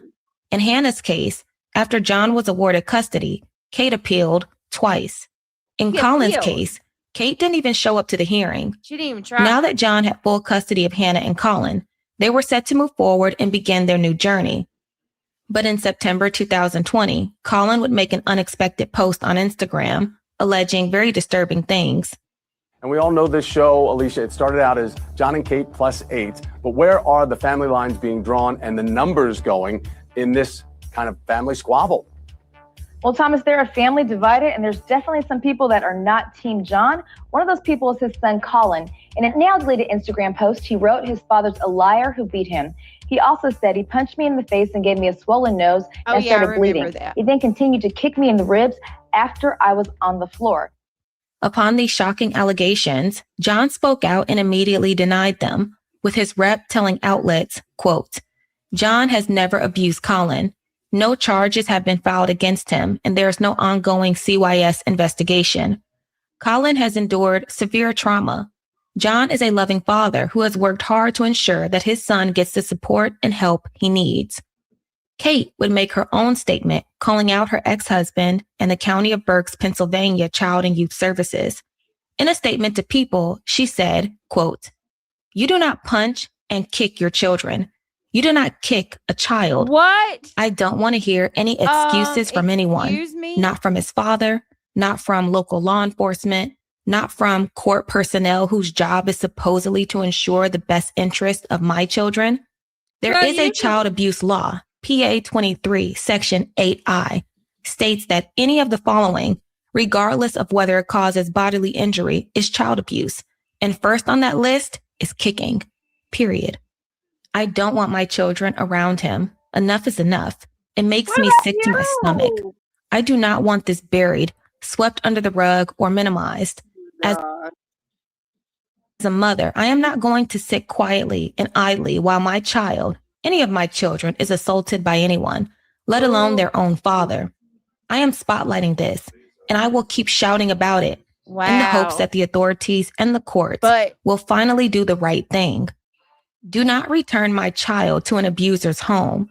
John needs to be charged with a crime. Wow. If this were your child, would you feel okay with having it swept under the rug?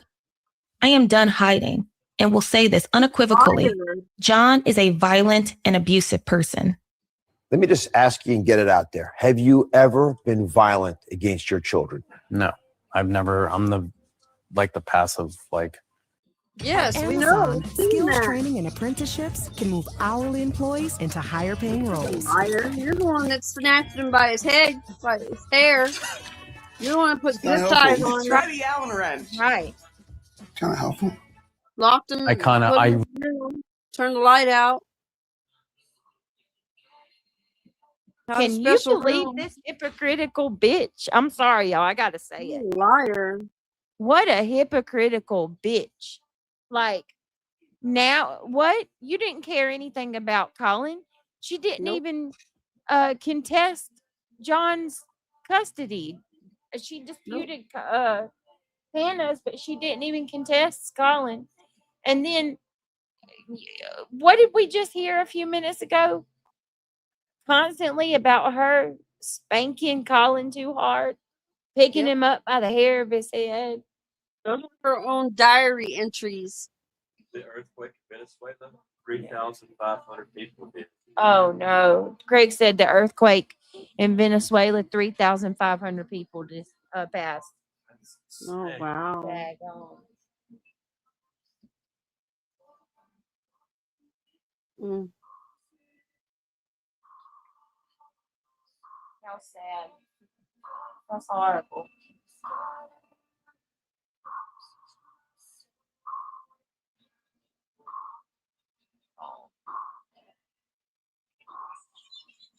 All right. A little bit more, y'all, and then we got to go over to crazy. Taylor. Yeah, all I could think about is Wade. You're abusing me, Wade. I gotta stop watching this. Wade. All right.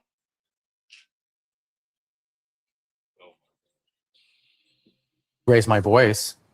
I do get angry, but I've never been violent with my children at all. So let's go to Kate for a second. So when the article came out, Kate spoke to People magazine. I'm going to quote what you wrote. I am done hiding and will say this unequivocally. John is a violent and abusive person. The police need to do their jobs. I am so sick of John's abuse being disguised as everything but. I don't want my children around him. Enough is enough. Why would she unequivocally accuse you of violence and abuse? She wanted to ride the coattails of this article. She wants to be famous. She suffers from narcissistic personality disorder. 100%. Yep, 100%. 100%. All right. I think that let's well here. She always wants to put herself back in the press. What I don't understand is why would you put yourself into a situation that could be disproven? So she does this article. I have the unfounded. I have, the DA says there's no charges. I have witness testimony. I have other people that have come out and said, no, you did those things. So I don't know what that's called, but she's saying I'm an abuser when it's already been proven that gaslighting is one exactly. word.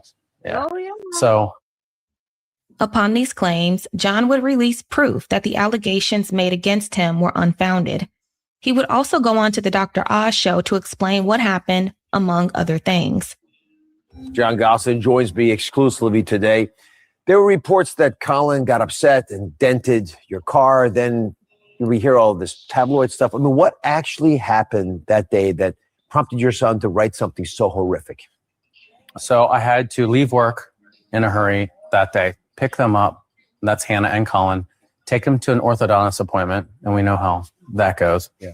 And then I had to drop them back off at home and then return to work. So on the way back home to drop them off, like teenagers, they were arguing in the car. I don't even know about what. I'm just trying to drive and get through traffic. And Colin got out of the car.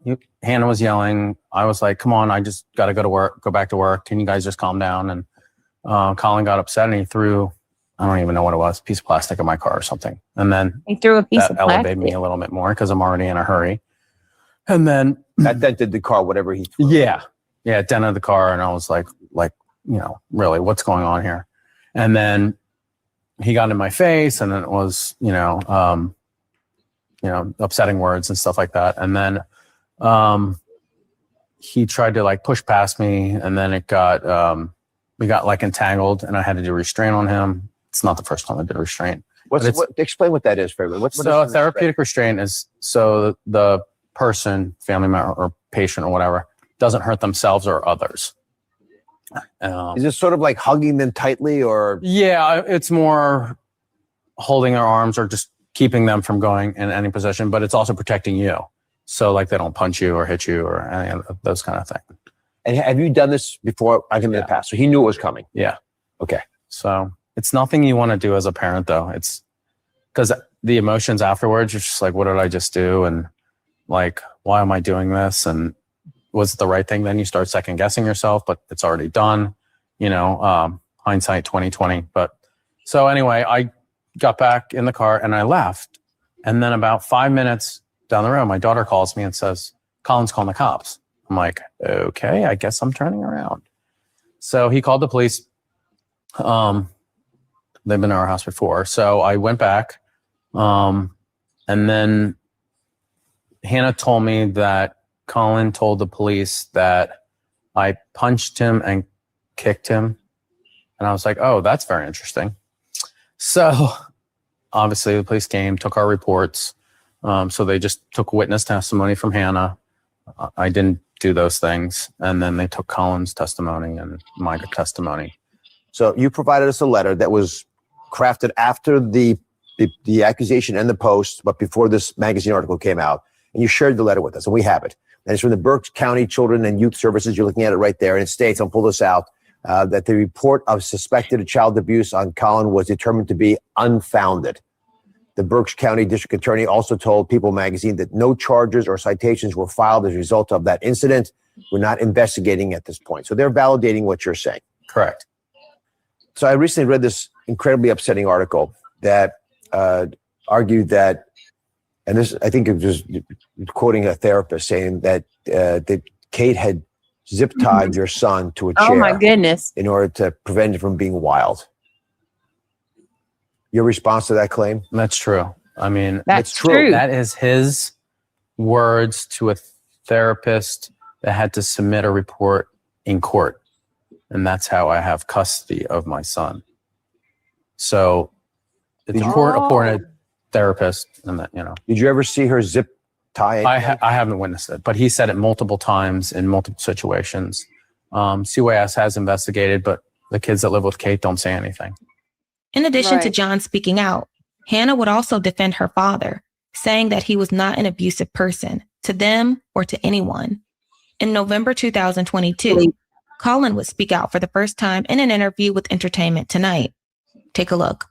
Your mom said Colin has special needs. There's a fairly fluid diagnosis of what those needs are.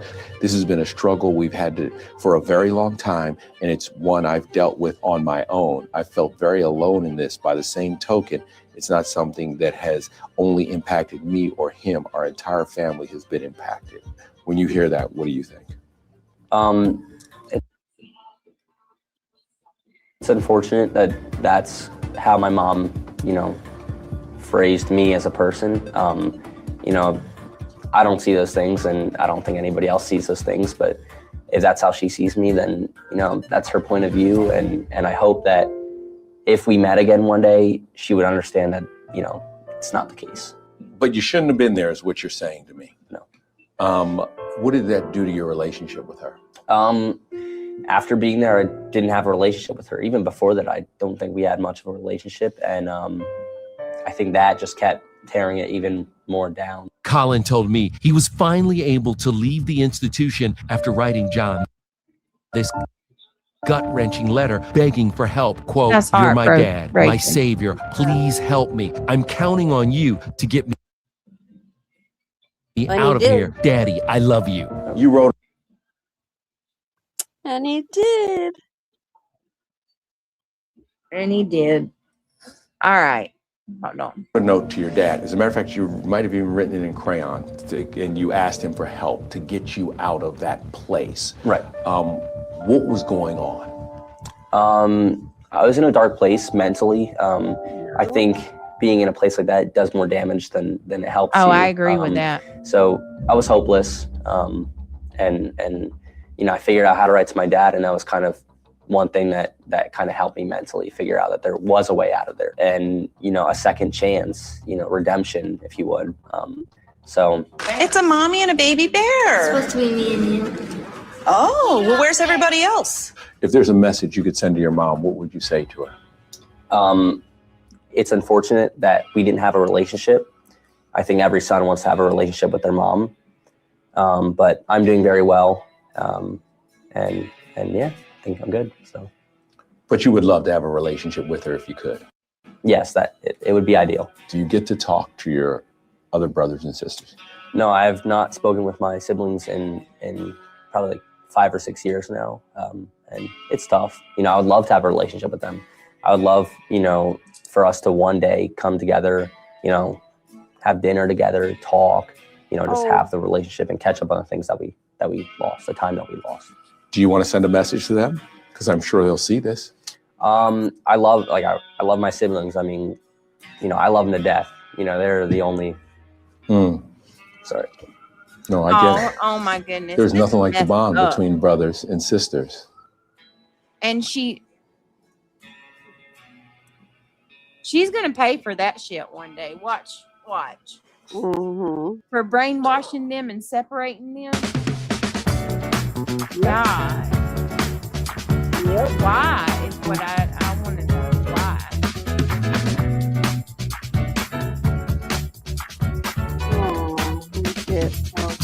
Colin, you didn't deserve that at all. It's heartbreaking. In the past, John and Kate were the most vocal about their family dynamics. Very But as the hard. children have gotten older, they too have begun to speak out. After years of abuse accusations and institutionalizations, Colin and Hannah are ready to share their story. In the new docuseries, The Dark Side of the 2000s, the Gosselins are ready to open up. Yep. Let us know. Okay, so my mother, she's very controlling, and she's determined. She knows what she wants, and she gets what she wants. There was just this point in filming there, I was like, I don't want to show up on camera anymore. Well, step one. I was quiet. I would sit there and just be completely silent in interviews, or not interact or not do what I had to do. Kate responds by treating Colin differently from his siblings. He would be separated from us. Like, he would not get to come and play outside with us. He would eat dinner at different times than us. I'm not going to say I was a perfect child, but I'd say my misbehaving was no different from my siblings. I don't think effort was made in the home to help him learn what behavior is acceptable and what behavior is not acceptable. Kate had him diagnosed with some behavioral disorder and had him separated and put in a special school. Kate sends 12-year-old Colin to Fairmount Behavioral Health Institute, a psychiatric hospital in Philadelphia. I was starting to tell my teachers that, my mother was, real quick, All free. right, let's see. Can I use the Yeah. All right, Good we're night, good. Josie. Good night, Josie. Sleep well. And Travis, a good movie to watch would be Beautiful Disaster. Beautiful Disaster. Mm-hmm. I'm trying to remember that one. That's a good one. I don't know if I remember that one. I'll have to look it up. All right, y'all. Yep. You have to watch it when you get free time. I will. I got to end this out, and I'll be back in a few minutes. I just got to set up. Thank y'all for being here. It was a good live. Pulling a double, what do you call it? Pulling a double shift tonight. Double. Bye, y'all. Peace out. Love you, Britt. Love you. So we got the Taylor interview, you guys, and I'll see you in a few minutes. So be looking for that. Be there or be square. I'm going to go get me a drink and use the potty, and we'll be back. All right. Love you guys. Thank you for another good show. God bless. See you in a little bit.